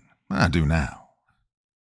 He shifts in the camp chair, pausing as if to collect his thoughts before continuing. I found him, Mike. I found the son of a bitch that killed my boy. Wasn't hard. Went to a few places cops are reluctant to go. Spread a little cash. A few ass-kickings. Those fucking animals will sell out their own for almost nothing. Eventually I talked to the right guy who graciously led me to the flop house my boy's killer was holed up in. When I found him, the little bitch was high on something, laying there. He was in no position to do anything to stop what I was about to do to him. Hell, he was so far gone he maybe didn't even know I was there. Had my pistol to his head. Probably pretty similar to how you did tonight. You know what I did? I shook my head. Not a goddamn thing. The bastard that killed my boy in my hands, and I couldn't do it. I just couldn't, Mike. There are tears welling in the old NCO's eyes, a slight tremor in his voice. I'm going to tell you something. You listen to me good. Wanting to kill someone, especially some evil mother that'd probably do same and worse to you given half a chance, that doesn't make you evil. Hell, Mike, that makes you human. He wipes the back of his hand across his eyes. Billy dying had me torn up for a good long time. Thought maybe his killer getting the same might be what it took to bring me back around. Well, in the end, it wasn't. It was facing the anger, Mike. Facing the rage and the fear. Then it'd get bottled up inside only served to feed it. Gabe gets to his feet. Now, I don't specifically know what you done or seen over there. Don't much care either. Only thing I know is you gotta face it. Admit what happened to yourself or it'll destroy you. He moves to the door and opens it. stopping halfway through. I'm going to go home, Mike. I'm going to leave you here. You're a grown-ass man and more than capable of deciding whether you want to keep going down this path. He indicates the pile of bottles. Or actually, try to get better. You're a good man, Mike. I hate to see anything get in the way of that. My friend leaves. I sit there, staring into the space of my almost empty apartment for what seems like a long time. Finally, I make a decision. I get up and throw the bolts on the security door and set the alarm. I go to the kitchen, find a trash bag from under the sink, and clean up the remains of my evening. I throw out the sludge in the pot. Gabe is a man of many talents, but brewing coffee is definitely not one of them. I undress, get into bed, and lay there for a few long moments, staring at the ceiling. Oh, if only, Gabe. If only it was another human being trying to kill me that I was worried about.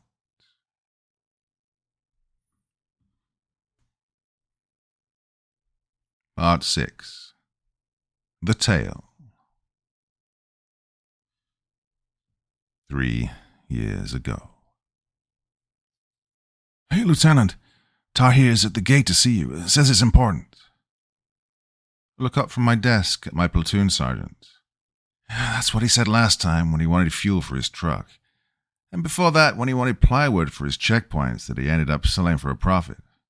There's always something important with that asshole. Now take Lucas down there and get the details. Nah, I don't need the turb. Get this. Tahir's speaking English, but he says he'll only talk to you. This was a new development. My platoon and I had been in Iraq for just over 6 months, manning a tiny outpost on our own. The slice of hell we were responsible for was a small shitheel of a town called Al-Sinia, up Route Tampa north of Tikrit. Officially, Tahir al-Qassam was the leader of that town's Sahwat, basically a neighborhood watch with guns. Unofficially, he ran the place. Before the war, he worked as an intelligence officer in Saddam's army. He was smart, cunning, and extremely dangerous. He was also a necessary evil, keeping order in his kingdom through guile when possible and force when required. I had suspected for months that he understood English better than he would admit, but this was the first outward proof of it. For him to wantonly play a card that big, maybe this time what he needed actually was important. Well, Sergeant Troy, guess you better bring him in then. Well, I hardly recognized the man escorted into my office. The brash, confident thug I'd grown used to dealing with is gone, and in his place is a furtive wreck. Tahir takes a seat across from me and accepts the soda Troy offers him. I notice there are deep circles under his eyes, like he hasn't slept in days. His hands are shaking visibly, and he has trouble working the tab on the can. Tahir is terrified. I can't begin to say how much that scares me. Thank you for agreeing to see me, Mulazim Michael. You will, of course, be realizing that I only come to you this way out of grave necessity. His accent is noticeable, but doesn't impede his speech in the least. No, the man is fluent. Well, past experiences aside, it does strike me as pretty odd that you'd suddenly revealed you spoke English, Tahir. Especially after all those awkward conversations we had through Lucas about how you didn't speak English. So I figured there was at least a chance it might be worth my interest. Now, let me guess. Your boys need more plywood at their checkpoints. Oh, would that it was. I suppose I deserve that. I admit I have certainly taken advantage of certain situational realities in the past. His eyes grow hard. But I would ask that you not make jokes at the expense of the dead. I sit up straighter. Are you telling me? All of them, save myself and 3 others, 2 nights ago. Tahir, you had more than 50 men. What the hell happened? The broken man continues to face me, but his gaze is far away. Why, just that, Mulazim Michael. hell happened? It's 4 hours after my conversation with Tahir, and I am riding shotgun in my mine-resistant vehicle. There are 3 more of my trucks in the convoy following the Sahwat leader in his beaten-up pickup. All told, I only have 20 of my men, with the other 10 needed back on guard at the outpost. I didn't want to lie to my commander, but I didn't want to get committed either. Telling him I needed reinforcements to go monster hunting just wasn't going to fly. Well, I can only hope this will be enough. Some of the townspeople had come to Tahir earlier in the week. Kids started going missing. The only signs were strange marks leading off into the desert, like something huge and heavy was dragging itself among the dunes. They pleaded with him to send his men after the kids, and he complied. Maybe he isn't quite the bastard I thought he was. Tahir managed to follow the marks to a natural cave dug into the side of a hill out in the wastes, several miles from even rudimentary civilization. I'm still unsure exactly what to believe of the rest of Tahir's story. I've known the man for long enough to be sure that something happened, but God, I hope he's lying to me, or crazy. Bandits or Bahatis factions are one thing. Living nightmares that slaughter and eat your men in front of you, well, that's something else. It's twilight, the moon just starting to peek up over the horizon. Unfortunately, there's some nasty weather heading in. Not uncommon, as winter is the only time it rains here, and the clouds are going to block any illumination. Damn, but I wish we could have done this mission during the daylight. My gut tells me this could go sideways really fast. If I knew exactly what we were going after, a terrorist cell, say, doctrine supports a night strike since our tech is better than theirs. But going in on half-blind intelligence, and with the insane stories Tahir's spouting, I'm not too keen facing monsters in the dark.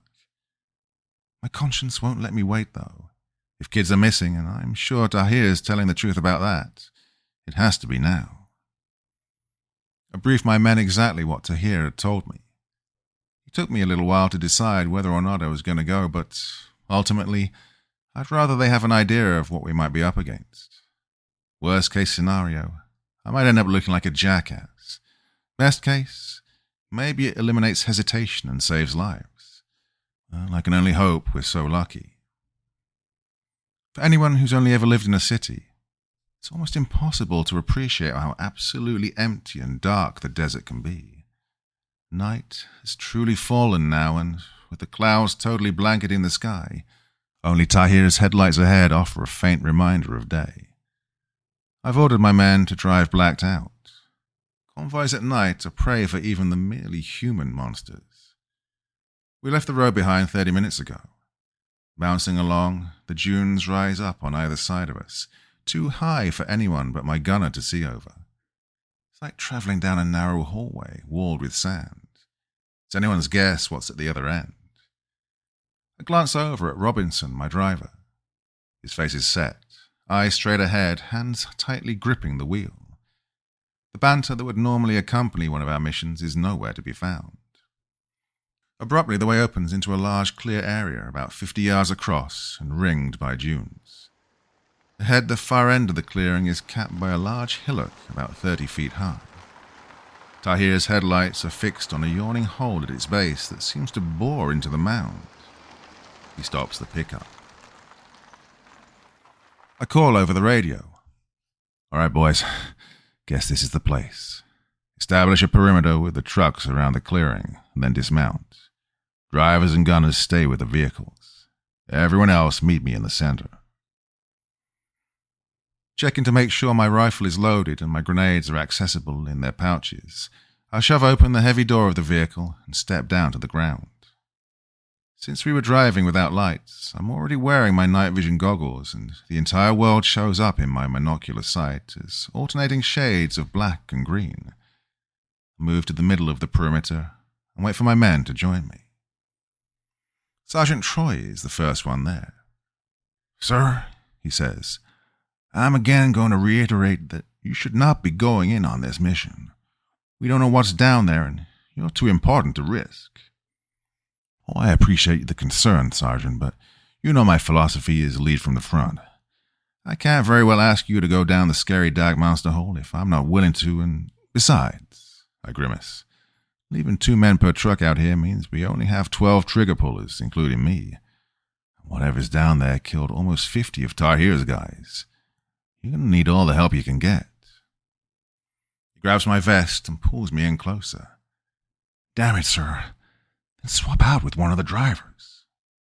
No, Troy. I'm going, and that's it. Now let go and shut up before the rest of the men get here. Fine, but I've got 2 conditions, sir. Number 1, lead from the front or not, you let 2nd squad go first. Fair enough. What's number 2?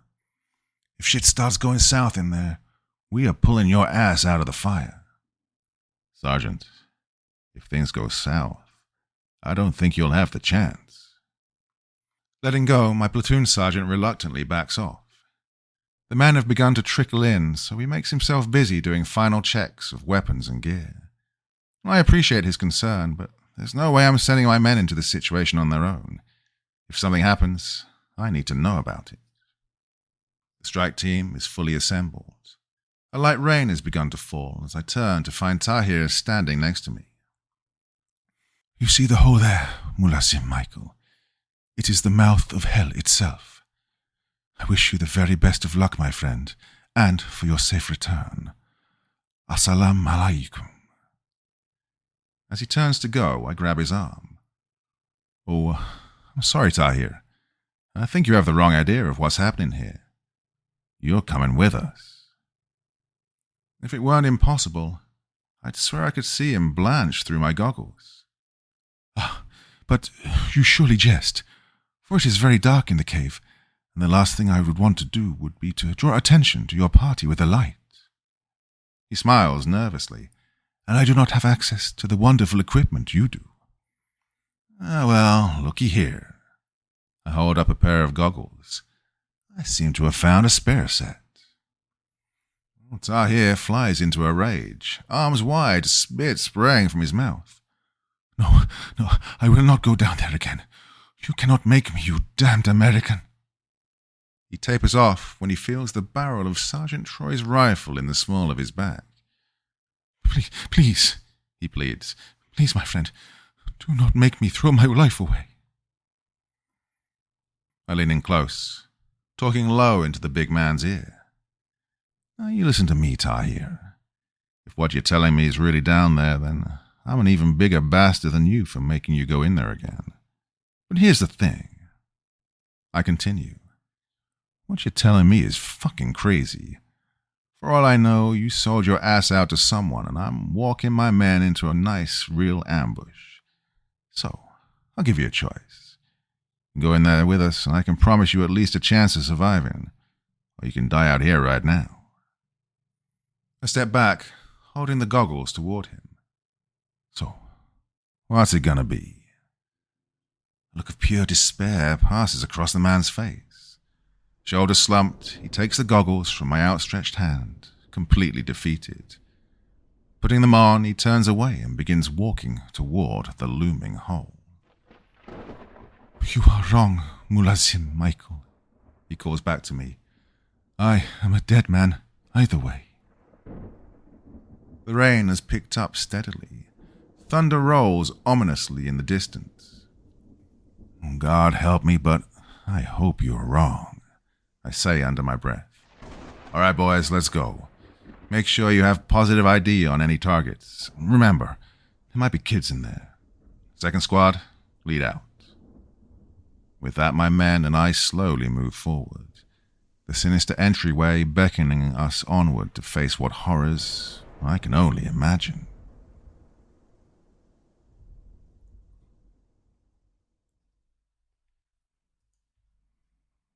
Part 7. The Cave. The hole yawns wide and deep, its top reaching almost halfway up the mound. Sergeant Brown and the 4 men comprising 2nd Squad cautiously move forward in formation. Still sulking, Tahir joins me a little ways behind them, while Sergeant Troy and 1st Squad bring up the rear. The rain has continued to fall and, uncharacteristically, shows no signs of stopping. If it keeps up like this, we might have issues getting the trucks out of the sand and back to the road. Well, on the bright side, I'll only have to worry about washouts if I get out of this cave alive. About 10 feet from the entrance is when a familiar, unmistakable odor hits me. The cave smells of death. Walking through the entryway, the stagnant air intensifies the stench, wielding it like a weapon. Ahead, I hear someone in second squad retch. The hole itself is actually more like a semicircular tunnel, about 15 feet high and 10 feet wide. Pushing forward, the first thing I notice, other than the sickening smell, is that the walls are smooth and unnatural. For about 25 feet, the entire expanse from floor to ceiling is covered with strange cave art. Fantastic symbols that bear a passing resemblance to ancient Syrian writings I came across during my studies in college. One small section of the tunnel roof appears to have collapsed, disrupting the otherwise unbroken pattern of art. Whatever ink was used to transcribe the symbols glows with a faint luminescence, giving the passage a disconcertingly eerie feeling. The tunnel seems to be sloping gradually downward. Rather than simply leading into the hill, the hole burrows into the ground itself. How deep, I can only guess. I see movement ahead as Specialist Barnes from second squad jogs up to me. The kid looks scared. "Sir," Sergeant Brown says, "you need to come and take a look at what he's got up there." "Okay, what is it?" "Well, he said not to tell you. Said it's something you've got to see for yourself." "Why didn't he call me on the radio?" "Tried, sir. Radio's out." I key my hand mic, futilely trying to reach the trucks just 50 yards behind me. Damn it. Must be something in these walls screwing with the signal. "Barnes, keep going back to Sergeant Troy and tell him to send a couple of guys to let the trucks know they won't be able to talk to us while we're down here. Then meet me up with Sergeant Brown. Come on, Tahir. Let's go see what this fuss is all about." The Sahwa leader sighs resignedly. "I think you have a very good idea what it is, Mullah Sim Michael, as I have already told you." We continue forward another 50 yards before I reach second squad and discover the source of the smell. Dozens of bodies cover the floor of the cave, torsos ripped open and limbs strewn about in a mess of gore. The blood is dried, but based on the smell, the remains haven't been here long. All of the corpses exhibit wounds that appear to have been caused by something incredibly sharp. Holding my breath against the stench, I lean down to take a closer look at one of the corpses. The body is headless and missing its right arm at the shoulder, where it was messily torn off. The shredded remains of the clothing left on the body suggests it's local. Its stomach has been ripped open and huge chunks of the guts seem to be missing, almost as if, well, something has been eating it. A sharp thrill of fear shoots down my spine as I step back from the thing that used to be a human body. "Oh, Tahir, you son of a bitch. I'm starting to think you may have just been telling us the truth." I look around until I find Sergeant Brown, who beckons to me from where he stands a little ways further down the tunnel. As I approach him, there's a look of silent rage etched across his face, one arm outstretched and pointing to a pile of human bones completely picked clean of flesh and tissue. They're so very, very small. I feel my heart break. Led by Specialist Barnes, Sergeant Troy comes hustling up from the rear. He takes in the scene before turning to me and holding out a remote clacker. "Barnes filled me in. I took the liberty of prepping the tunnel entrance with C4 before coming down here. I highly recommend we withdraw back to the trucks and seal whatever the fuck is in here to rot." Numbly, I take the trigger from him. "Look, there might be more kids down there, Sergeant." "Sir?" Troy's voice cracks. "You know there's not." I think for a long moment. The gibbering caveman part of my brain tells me there's nothing more it wants to do than leave this hole far behind and escape back to the relative sanity of the patrol base. But the rational part, the one I've spent years training to perform under incredibly stressful situations, disagrees. What Sergeant Troy says is probably true. The odds of there being any live kids down here is almost zero. But on the other hand, there's no telling where this tunnel goes, or if there are other exits the creature could use to escape if we destroy the entrance we came through. If that's the case, there'd be nothing to stop it from killing again. Nothing to stop it from feeding. There's only one way to make sure that these bones will be the last. Sorry, Troy. We'll see the entrance as a last resort. But we have to make sure we stop this son of a bitch for good. By my estimation, the best way to do that is to shoot the fucker until it's in too many different pieces to be a threat. We keep going. I pause and turn to the Sahwa leader. Tahir, I'm sorry for doubting you earlier, but it looks like you were being honest with me. It doesn't seem right to drag a civilian any further into this mess. You're free to leave. Now, I can't spare an escort, but you're welcome to keep the goggles on your way out if you promise to pass them to my driver once you reach the trucks. The big man grips my shoulder, a grave look upon his face. You are a good man, Mulassim Michael, and I think, in different circumstances, perhaps a good friend. I shall wait for you at the entrance. I will pray that if ever Allah watches over the infidel, that he do it this night. Moving rapidly, he then disappears toward the entryway. Looking after Tahir, Sergeant Brown hocks up phlegm and spits it to the side. What a pussy. This casual bravado makes me smile. Agreed. But I'll do my best not to judge him too harshly until we find the thing that did this. Your squad okay staying on point? Sir. Brown's voice is cold as ice. It'll be my absolute pleasure. I've got a feeling this tunnel is going to be the start of a honeycomb, or follow the stench. Radios are worthless down here, so don't get ahead further than shouting distance. Tell the boys to stay sharp, weapons free. If it moves, shoot it until it stops. No worries there, sir. Let's go, Second. He turns and the squad begins making its way deeper down the tunnel. Troy's left standing beside me. I'll keep the rear, but remember what we agreed to, sir. I remember, Sergeant. Keep them alert and mark the way back to the entrance with IR chem lights. This hole starts to branch off. I don't want to get lost down here, and I really don't want this thing sneaking up behind us. I follow close behind Second Squad. Just as I suspected, the tunnel soon begins to break off into multiple forks, sometimes as many as 3 or 4 different paths at an intersection. The darkness is now absolute. The strange glowing markings near the entrance of the cave are distant memory. I reach up and key the IR flood on the side of my goggles, washing the expanse of the tunnel in a beam of invisible light to help my goggles be more effective. As we move ever deeper into the abyss, I become sharply aware of the crushing weight of the earth around me. I'm not claustrophobic, but down here I may as well be. We travel what seems like hours, but, checking my watch, is only about 15 minutes. Brown seems to pick the route at random. Right, left, second from the left. I try to keep track, but after 7 or 8 turns, I know it will be impossible to remember them all.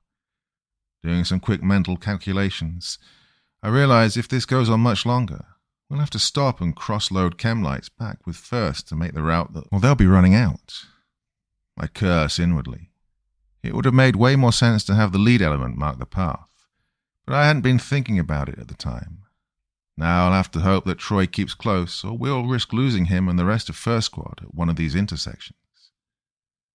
I pick up the pace and try and halt Sergeant Brown in order to consolidate and reorganize when the latest tunnel abruptly opens into a large subterranean cavern. I have no idea how the geometry of this tunnel system works, because while it hasn't seemed like we've been going that far down, the height of the stalactite-peppered ceiling, almost lost in the darkness above my head, suggests we must have descended at least 100 feet. Brown and Second Squad have stopped up ahead at the foot of a wide pool that dominates the cavern, reaching as far as I can see in either direction. Despite the size of the cavern, the air is closed and thick, smelling of rot. I look behind me and confirm my fear. Troy and First are nowhere to be seen. Think this is as far as we can go down this way, sir. Unless you brought a canoe with you. No, I forgot something, Sergeant Brown. Well, we have to go back anyhow. Looks like we lost first somewhere along the way. You kidding me? How the ever-loving did they... Sergeant! Barnes is shouting. There's something in the water. Brown and I turned simultaneously in time to see a small wave ripple across the pool. Something huge moves below the surface. There's a brief pause where all time and motion seem to stop before the water explodes, an inhuman roar echoing throughout the cavern.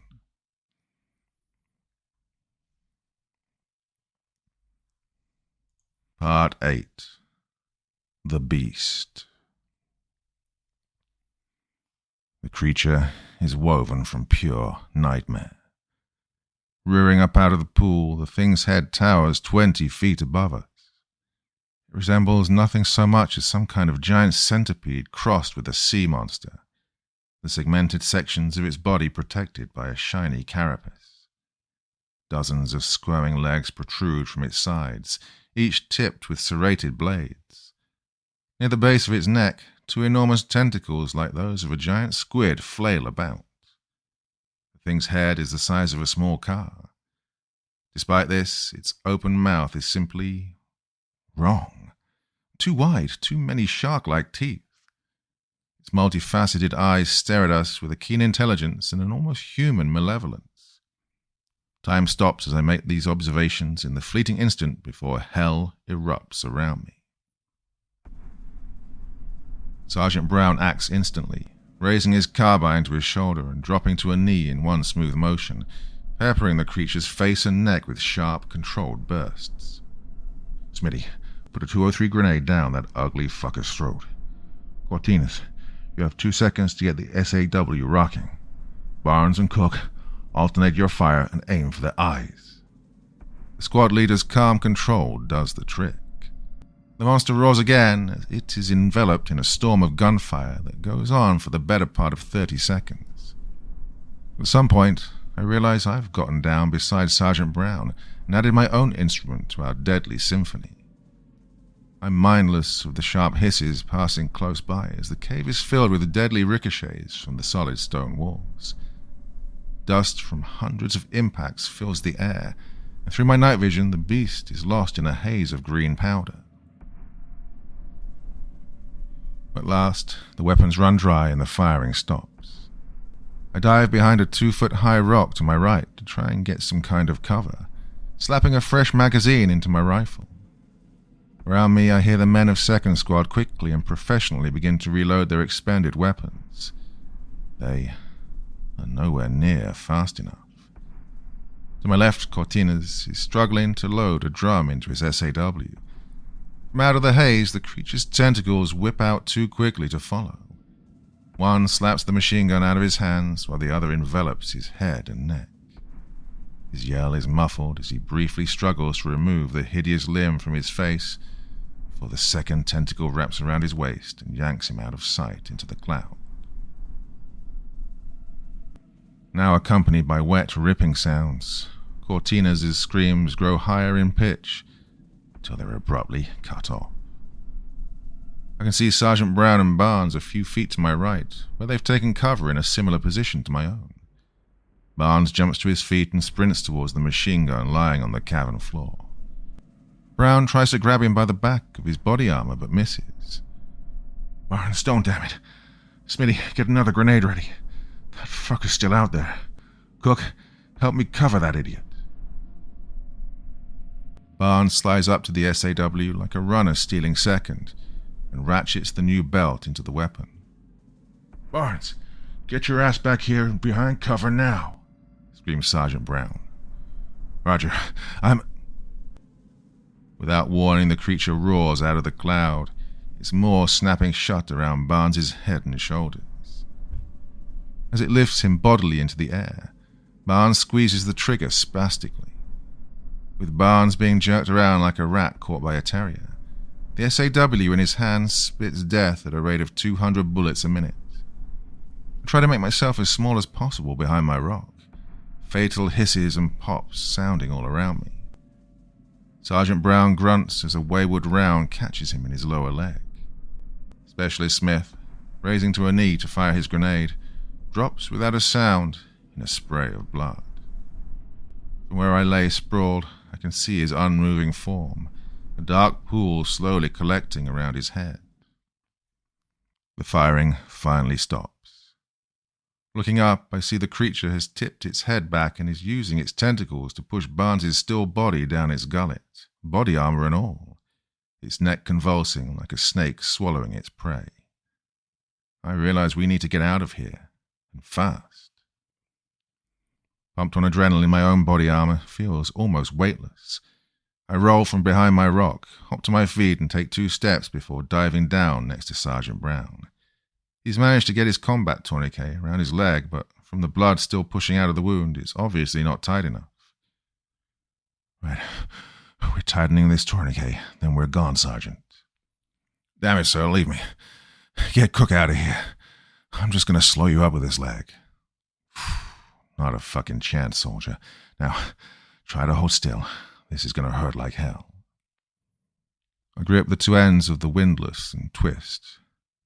I hear Brown's breath catching his throat beside me, and his hand gripping my arm contracts hard enough to leave bruises, but to his credit, he doesn't scream. When I can't twist anymore, I secure the windlass and throw his arm over my shoulder. Glancing up at the creature, all that is left of Barnes is from the knees down.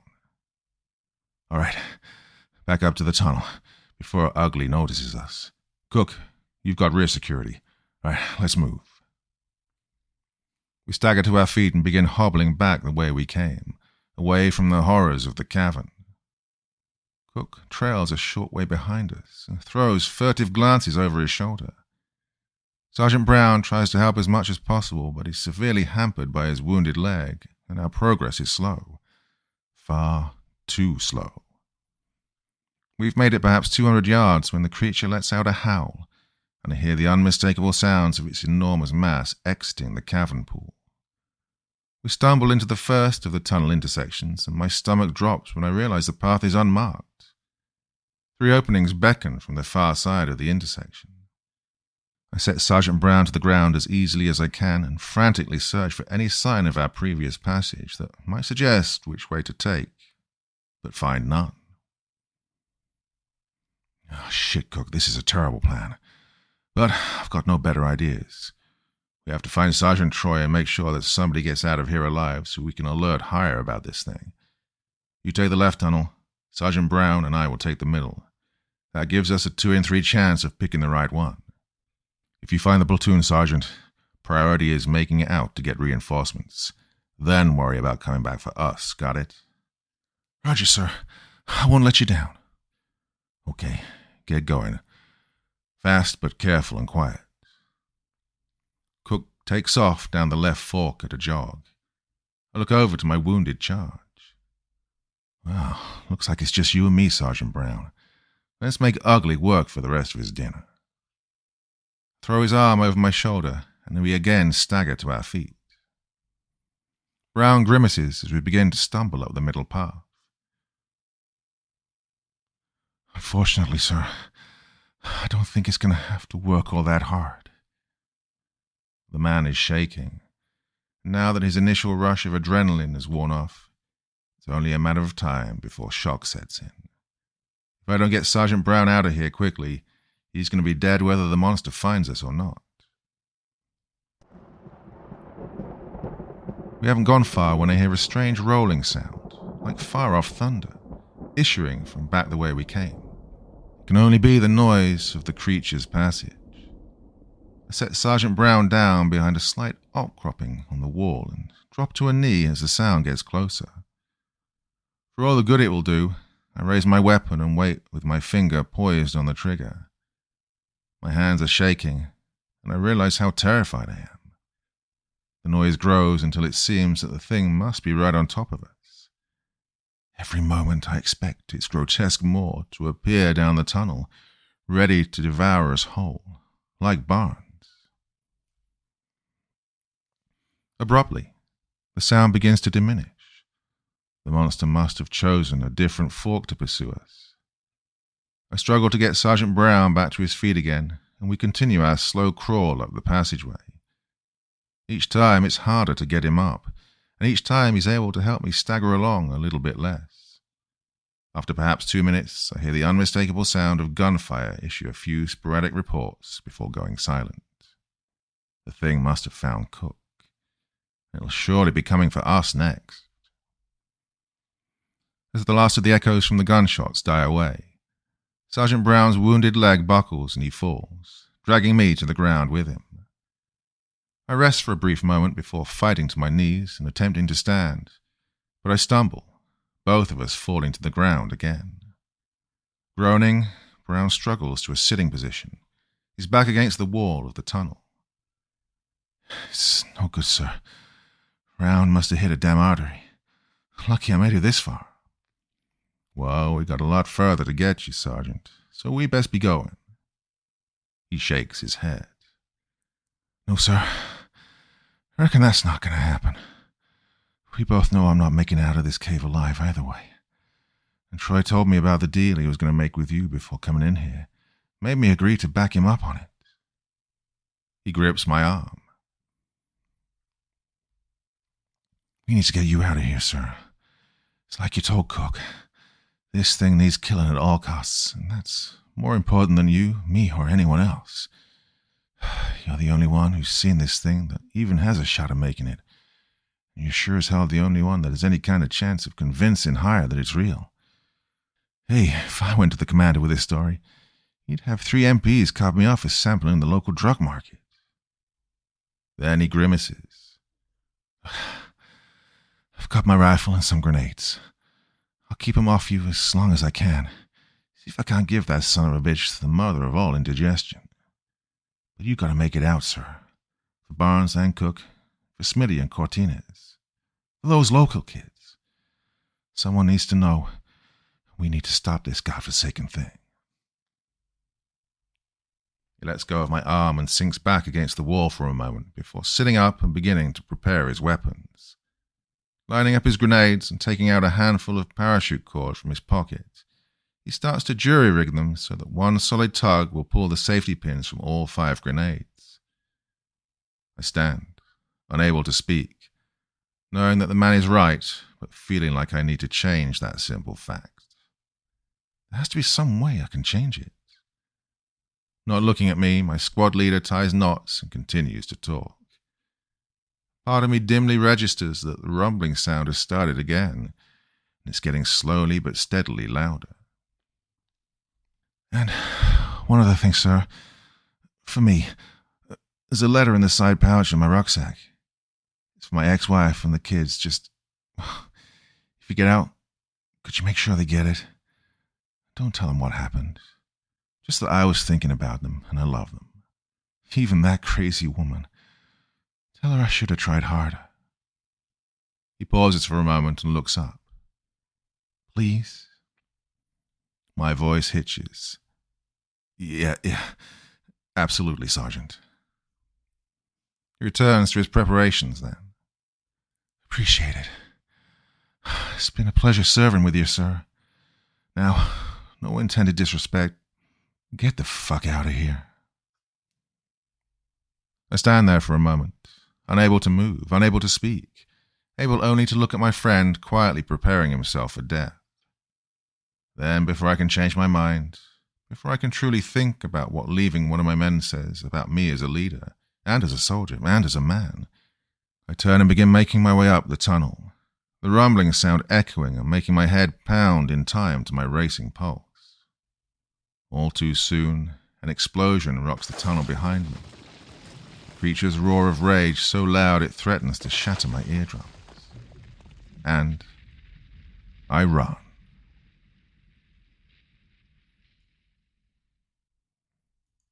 Part 9. The Relic. My lungs and my legs are burning in concert. The breath heaves in my chest and I feel like I'm going to throw up. The incline that was so unnoticeable during our descent now fights me with every step. At each intersection I take a path utterly at random. Terror has placed my mind on complete autopilot, my only thought to try and put as much distance between myself and the thing as possible, and soon I'm hopelessly lost. I'm not sure how long I've been going when the rational part of my brain regains control, but it can't have been very long. Even though the entire expanse of the network looks similar, I'm completely certain I've been down this pathway previously. As I continue forward, I slow my flight to little more than a fast walk. The pounding sound of the monster's passage has faded to a distant throbbing, and the combat gear I'm wearing isn't designed for long-distance running. Best to conserve my energy for when I need it. Even though I know this isn't the way towards the entrance, something seems to drag me forward. It's not anything particular that I can identify, but some kind of sixth sense, or perhaps a slightly less noxious quality to the air. The tunnel begins to gradually narrow until it's little more than 5 feet wide. There's still plenty of space for me to make my way unimpeded, but the relatively small size of the tunnel may prevent the creature from following me. Abruptly, the pathway dead ends in a wall of unyielding rock covered by a blanket of lichen. There's no exit this way, but I could stay here. I could be safe. Yeah, starving to death might actually be worse than letting that thing eat me. I run my hands along the wall, searching for any sign of a way through or around, not really expecting anything, when I notice a small alcove obscured by the vegetation. I reach inside and my questing hand grasps something about the size of a $50. Removing the object, I see it's a perfectly round stone, polished smooth to the touch except for a second smaller circle slightly raised in its exact center. I remove my glove and find the stone to be oddly warm, almost as if it was somehow generating its own heat. The geometry is too perfect to have been formed by nature. It must have been man-made. Whatever it is, someone went to a great deal of trouble to hide it, where it would almost be impossible to find. My thoughts return to the unnaturally smooth walls of the entrance to the cave, and the strange luminescent symbols that covered them. As if in response to my thoughts, the edge of the stone begins to softly glow. Upon closer inspection, I see that the same type of symbols have been etched along its outer circumference. The detail is astounding. By my best reckoning, the piece is ancient, but the markings are so finely wrought that it must have been a truly master craftsman to inscribe them. I try to put together the messy pile of jigsaw pieces presented to me. There's obviously a connection between the entrance of the cavern and this stone. Also, at some point, someone hid it deep within a twisting subterranean labyrinth and protected it with a giant centipede monster. That means it's somehow important. Well, unless that monster's not a guard, but a prisoner. Maybe those markings at the entrance were what was keeping it in the cave. There was a break in the pattern where the roof fell in. Maybe that's what started this whole mess. No real point in thinking about it too hard, since it won't do me any good if I can't get out of here. Out. I hear the word in my head as clearly as if someone had spoken it out loud. It startles me so badly that I almost fall over backwards, inadvertently dropping the stone, which falls to rest upon the tunnel floor. Immediately upon leaving my hand, the markings fade away, the stone laying on the ground like any normal piece of rock. Hesitantly, I reach down and pick it up again, the markings glowing to life at the touch of my bare hand. "Was that you?" I speak aloud. "Did you say something to me?"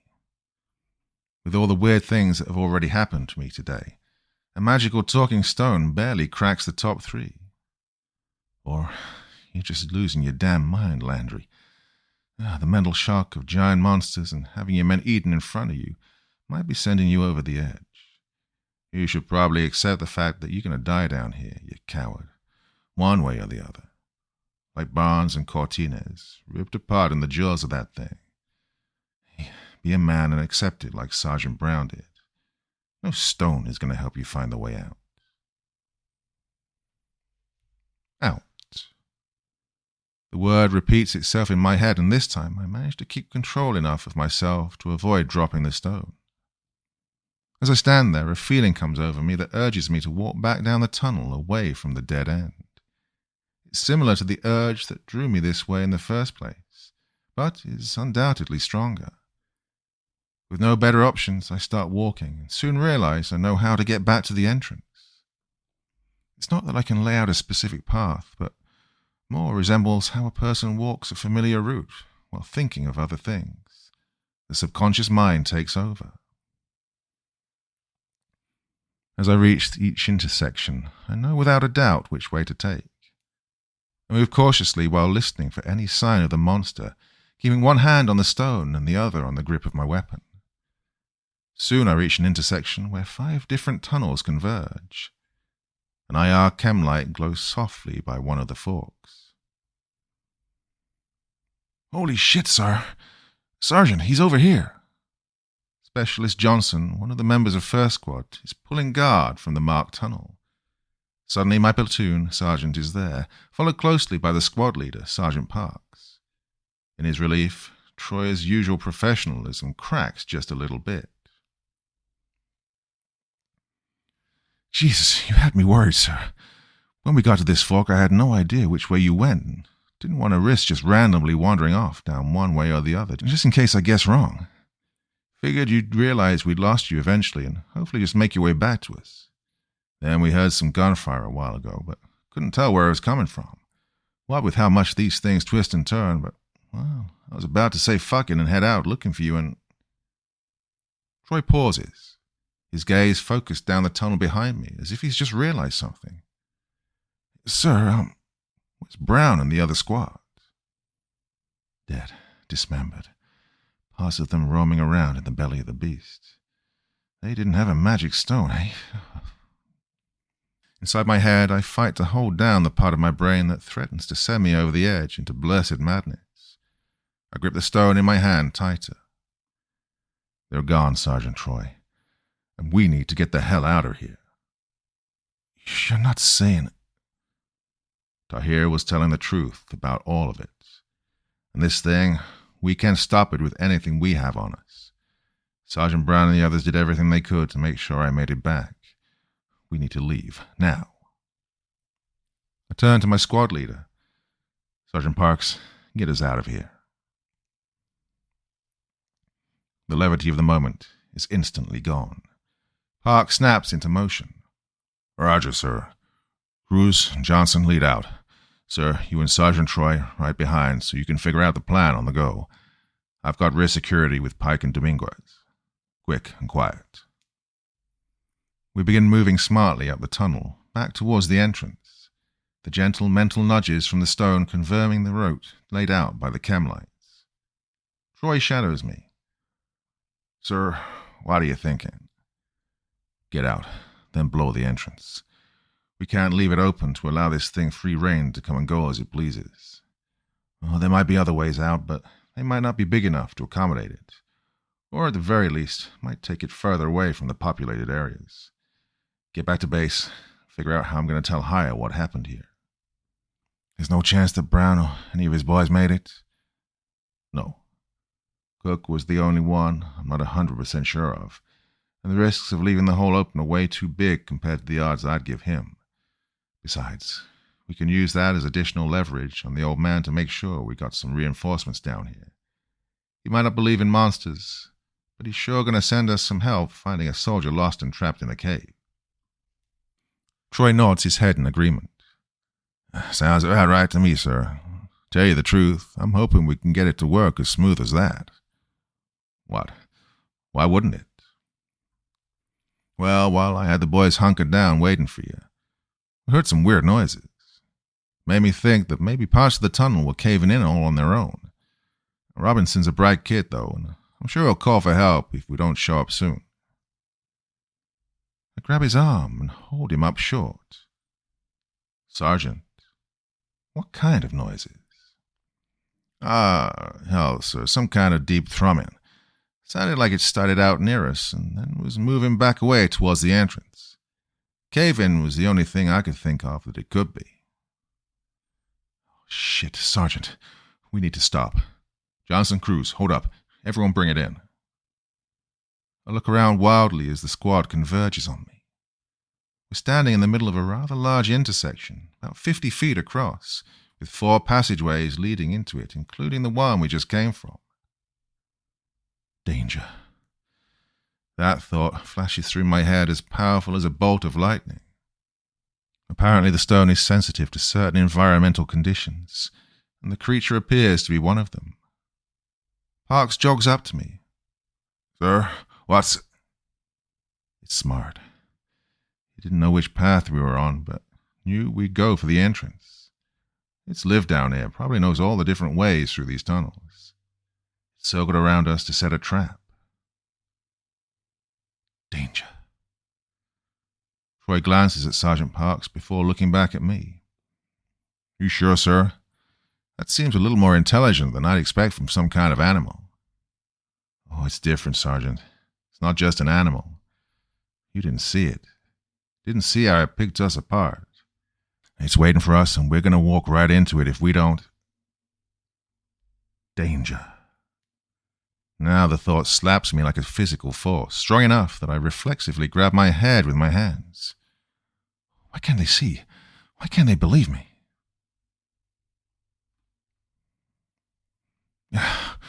We need to set up a defensive position. It's our only chance. Maybe we can get lucky and find a weak spot or... Danger, danger, danger, danger, danger, danger, danger. I scream. The thought is a nail being driven through my head, a klaxon blaring next to my ear. The stone still in my hand, I collapse to my knees, and the fall saves my life. From one of the tunnels, the creature's tentacles flash out like spears. If I hadn't been moving, the first would have caught me directly in the back of my head and killed me instantly. At the same moment, the second removed Sergeant Parks's head from his body. As it is, the hideous limb only strikes heavily on my right shoulder. In some insidious design of nature, the tentacle is tipped with razor-sharp spikes that furrow deep gouges into my back, through body armor and all. The force of the blow throws me bodily forward, and I hit the wall face first, before rebounding and crumbling to the tunnel floor. I lie on my back, dazed, and feel a cold numbness start to spread from the wound. Whether from the blow or some poison injected by the claws, I can't move. Helpless, I can only lie motionless and listen to the pandemonium unfold around me. Oh, God damn. What the fuck is... Oh, God, it hurts. Please, don't. No, no.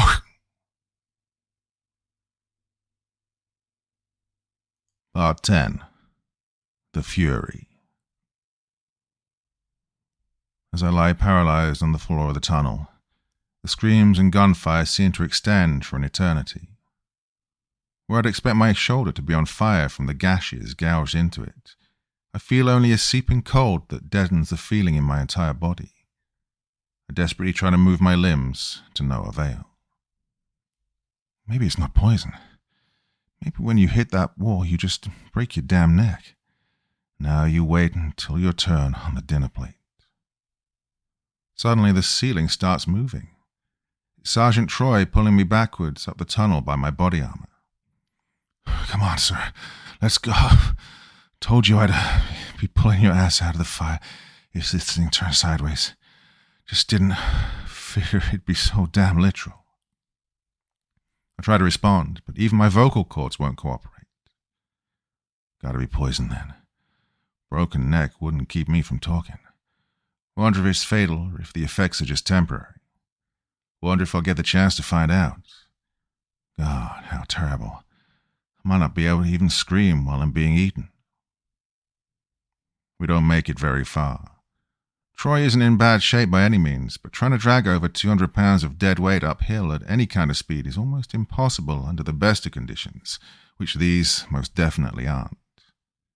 After only a few seconds, the last of the gunshots and moans briefly give way to a pregnant silence before the monster lets loose a triumphant roar. Its hunt is at an end.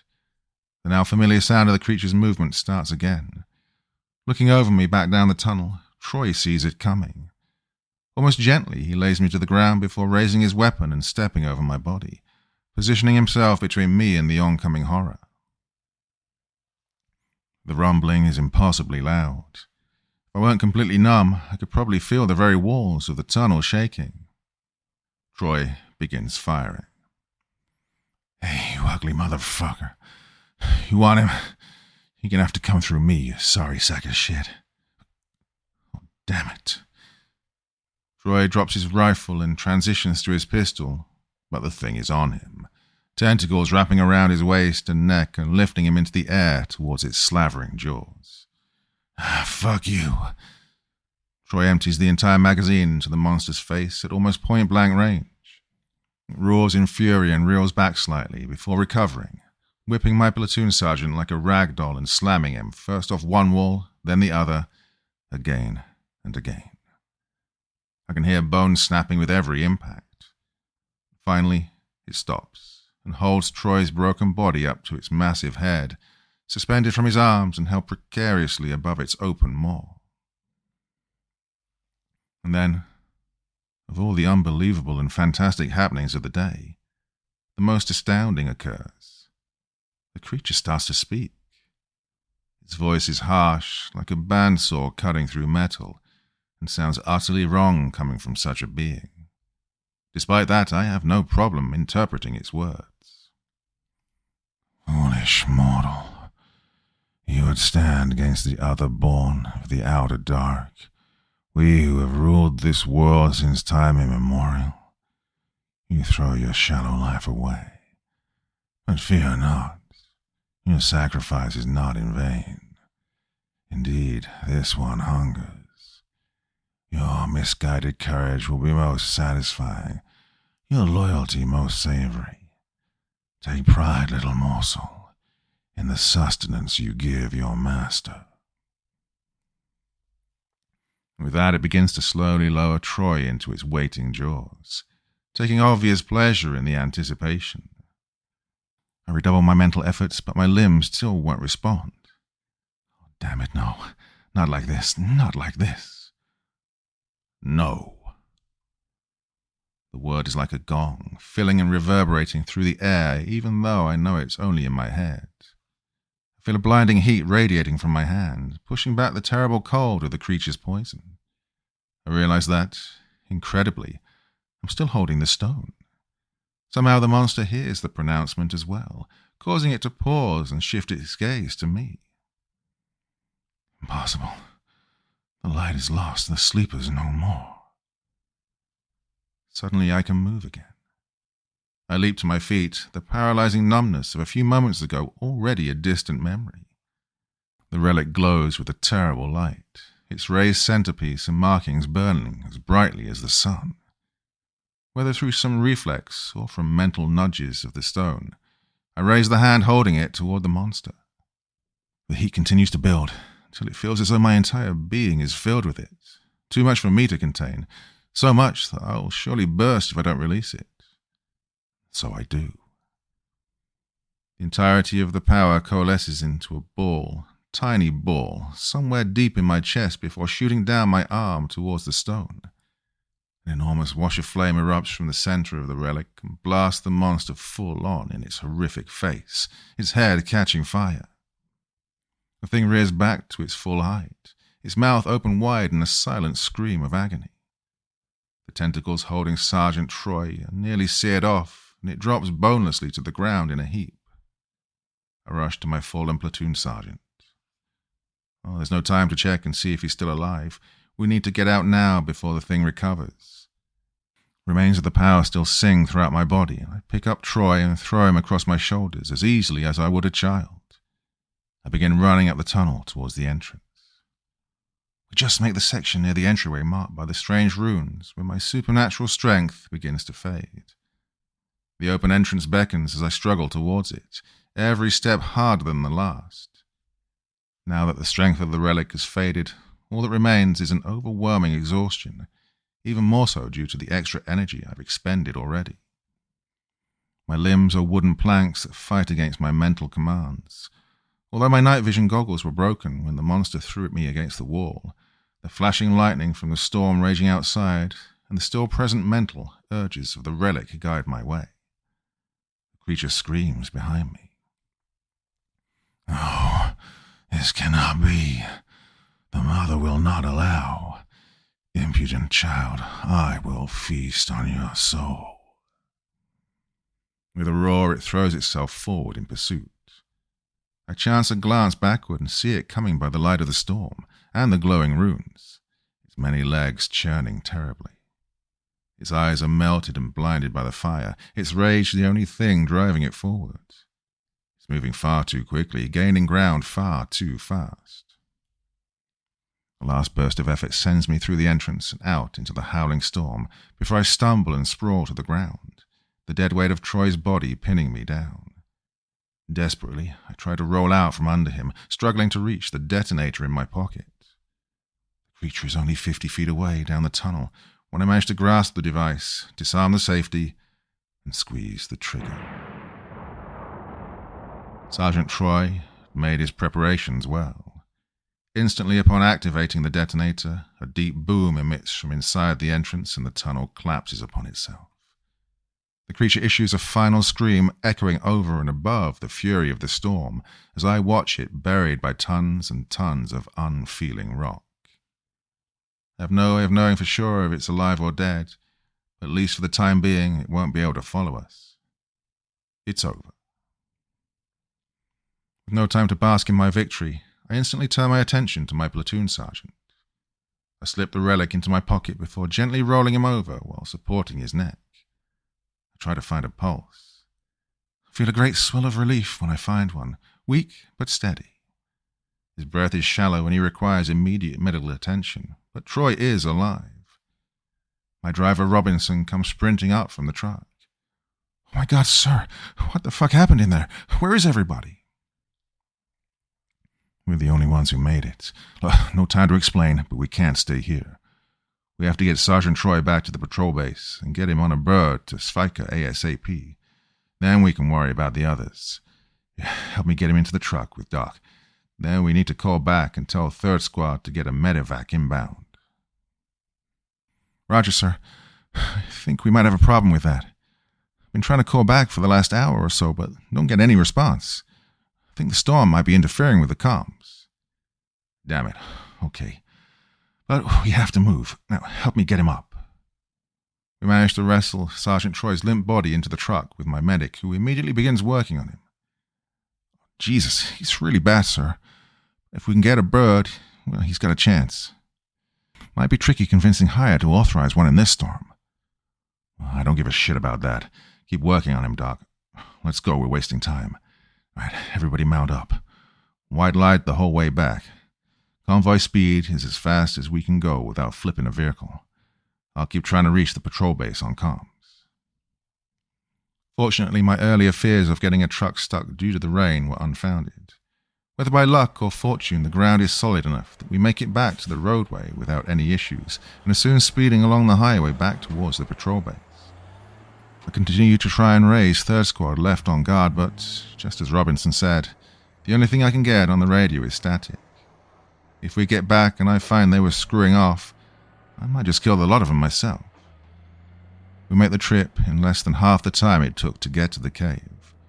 Within 25 minutes, we roll through the gate of the patrol base. I jump down and run over to the truck with the medic to help lift Troy down on the stretcher, and we begin to carry him inside. "Well, I think I got him stabilized, sir. We'll get a medevac in here within the hour. I think he's going to make it." But I'm not as sharp as I usually am. Granted, I'm exhausted, a bit distracted by the events that have unfolded already this evening, and I'm currently preoccupied with trying to save the life of my platoon sergeant. Nevertheless, I'd like to think that I would have typically noticed how ominously dark and quiet the patrol base was, the telling lack of a guard at the entrance, or of anyone to greet us as we came in. But for some reason, these things don't register. Needless to say, I'm completely surprised when the bomb goes off. "Wake up, Mulasim Michael." A voice urges me out of the blackness. I have no idea how long I've been out. Surrounded by armed militants, I'm tied to a chair.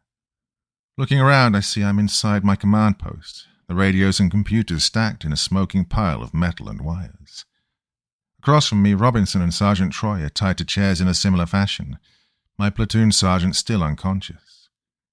Next to them stands Tahir al-Qasim. Robertson is awake and has obviously been tortured. Shallow cuts cover his body and he moans to me through a mouth of mush, his teeth unwillingly removed. Kill the others. Sad gunner. Tahir draws his pistol and casually shoots my driver in the head. My head is swimming. Tahir, you fucking animal, what did you do? What the fuck did you do? The thug smiles. Mulassim Michael, do I really need to explain this to you? He leans forward, stinking of sweat and blood. I hate you. You Americans think you know what is best for my country. You know nothing. I would do anything at all to rid myself of all your kind. I would go so far as to go into the desert, searching for a beast, a legend, at the barest chance that it might help me drive you out of my home. He then steps away and walks over behind Troy. Marring the runes holding it in its position was easy enough. The necessary sacrifices to engage its services were distasteful, I suppose. But I have many more men, and I would offer up 1,000 children if it means the power to be done with the American occupation once and for all. As he's talking, I've started trying to work my hand free into my pocket, where I can feel the relic still sits. God, if only I can get it. You were supposed to die in that cave, Mulassim Michael. Yet here you are, alive and whole. He strokes Troy's head, pulling it back by the hair and baring his neck. Had the Ifrit managed to end your pathetic existence, I would never have had to resort to these more direct methods. With his other hand he removes a large kukri knife from his belt. Alas, it was not to be. Fortunately, I have no problem getting my hands dirty from time to time. Allahu Akbar. Death to the infidel. My squirming hand grasps the relic at the exact moment Tahir plunges the knife into Troy's throat. My vision goes red with rage.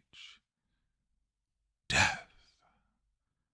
The power fills me instantaneously, somehow even greater than before, a star gone supernova appearing in the space where my heart should be.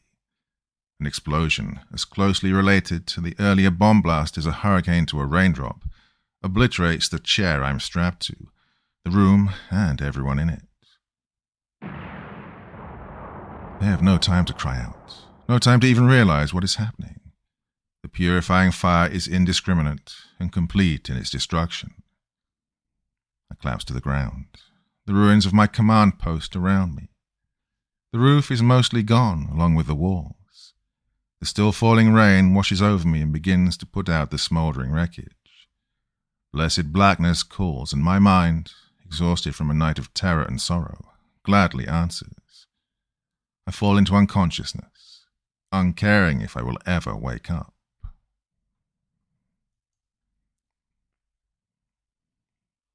Epilogue. The Knock. I wake up the next morning refreshed, with only the mildest of hangovers from my bender the previous evening. Since school is off for Thanksgiving, I even take the liberty of staying in bed until late in the morning.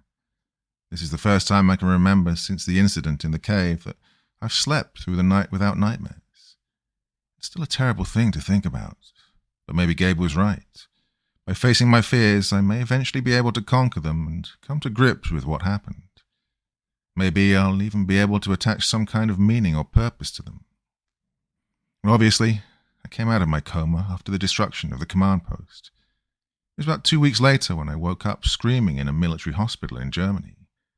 It was another 3 days before I was calm enough for the doctors to remove the restraints. I talked to some kind but professional military police who were hoping to get a few details about the events from me. They filled me in on what they knew. Basically, once my outpost had missed its second check-in, my commander spun up one of our sister platoons to patrol over and see what was going on. What they found was me lying naked and unconscious in the middle of the destroyed patrol base. By the look of things, a bomb had gone off and destroyed everything for about a quarter mile in every direction, including 10 houses, a mosque, and the local police station. Miraculously, I was the lone survivor. My only injury, 3 deep gashes down my right shoulder blade. I told the MPs the whole story of what had happened in the cave, about the giant centipede monster, the relic, half my platoon being devoured and the other half being slaughtered during Tahir's betrayal. Not surprisingly, they didn't believe me. Equally surprising, neither did the next group of MPs that talked to me, the internal affairs investigator, my commander, and at least 3 different psychologists they had analyze me. Everyone's best guess of what actually went down was that Tahir came onto the base, turned his coat, set off a massive suicide bomb, and everyone was vaporized. Neat, easy, and much further within the realm of the rational and reasonable. I tried pointing out the inconsistencies with the narrative, at the very least to get someone to go try and find the cave to corroborate my story, but ultimately it was just too crazy. No one would listen. In the end, the doctors and psychologists slapped me with a traumatic brain injury label, and 9 months later, I was out of the army with an honorable discharge and 20% disability. Oh, and crippling self-doubt. Oh, how I questioned myself, having a dozen professionals tell you again and again how what you're saying is impossible, how there's no chance on earth that things happen the way you think they did. It starts to wear on your resolve after a while. For a time, I managed to convince myself that the whole thing was actually a lie cooked up by my mind from the shock. But I always came back to the dreams, and the screaming, and the scars. The one piece of evidence that would have truly helped convince everyone of my story was, of course, the relic itself. But that was never found. I managed to talk to my fellow platoon leader, Lieutenant McCartney, who found me lying in the rubble. He told me truthfully that neither he nor any of his men had seen anything resembling the stone I described. He's a good man and had absolutely no reason to lie about something like that. So again, more questions were raised than answers. It's possible they simply missed it in the wreckage, or that it was somehow destroyed in the blast. But in my gut, I know that's not the case. Somehow, someone took the thing out of my unconscious grasp for their own purposes. Who and for what, I can only imagine. I make a fresh pot of coffee to help deal with the lingering hangover effects and sit down at my kitchen table. The sun is streaming in through the window over the sink and I take a deep breath, drinking in the aromatic smell of the brew and finding myself truly relaxed for what seems like the first in a very long time. Then there's a knock on my door. I jump up so fast I knock my chair over backwards. I take 2 steps and dive across the hallway into the bedroom, grabbing my Glock from the nightstand. Furtively, I creep down through the living room and position myself next to my slab of a door, gun held at the ready. The knock sounds again, this time accompanied by a voice. "Mr. Landry, are you there?" The voice speaking is female and sounds tired and more than a little anxious. I move to look through the peephole and see a woman holding a sleeping child standing in front of the entryway. The kid looks to be about 6 years old. The woman, a brunette, has bags under her eyes, as if she hasn't slept in days, but even those don't keep me from realizing how remarkably attractive she is. I shout through the door. "Who are you, lady? What do you want?" "My name's Sarah Wilder, and something terrible has happened to my husband.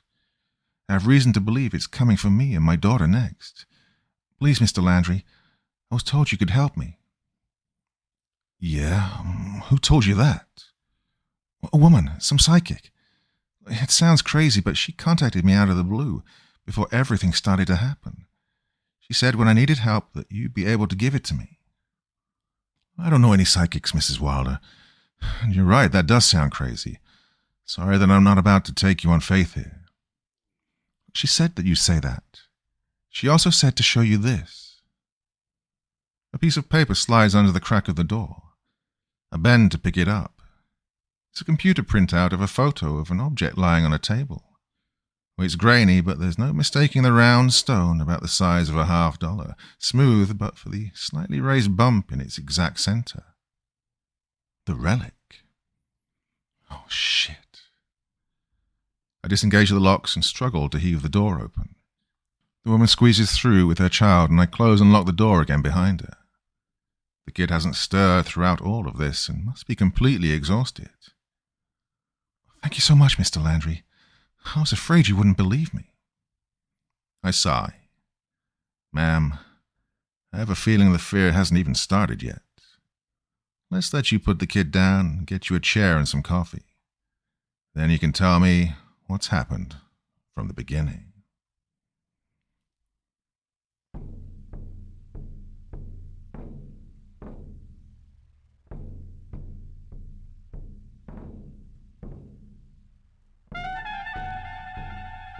And so once again, we reach the end of tonight's podcast. My thanks as always to the authors of those wonderful stories, and to you for taking the time to listen. Now, I'd ask one small favor of you.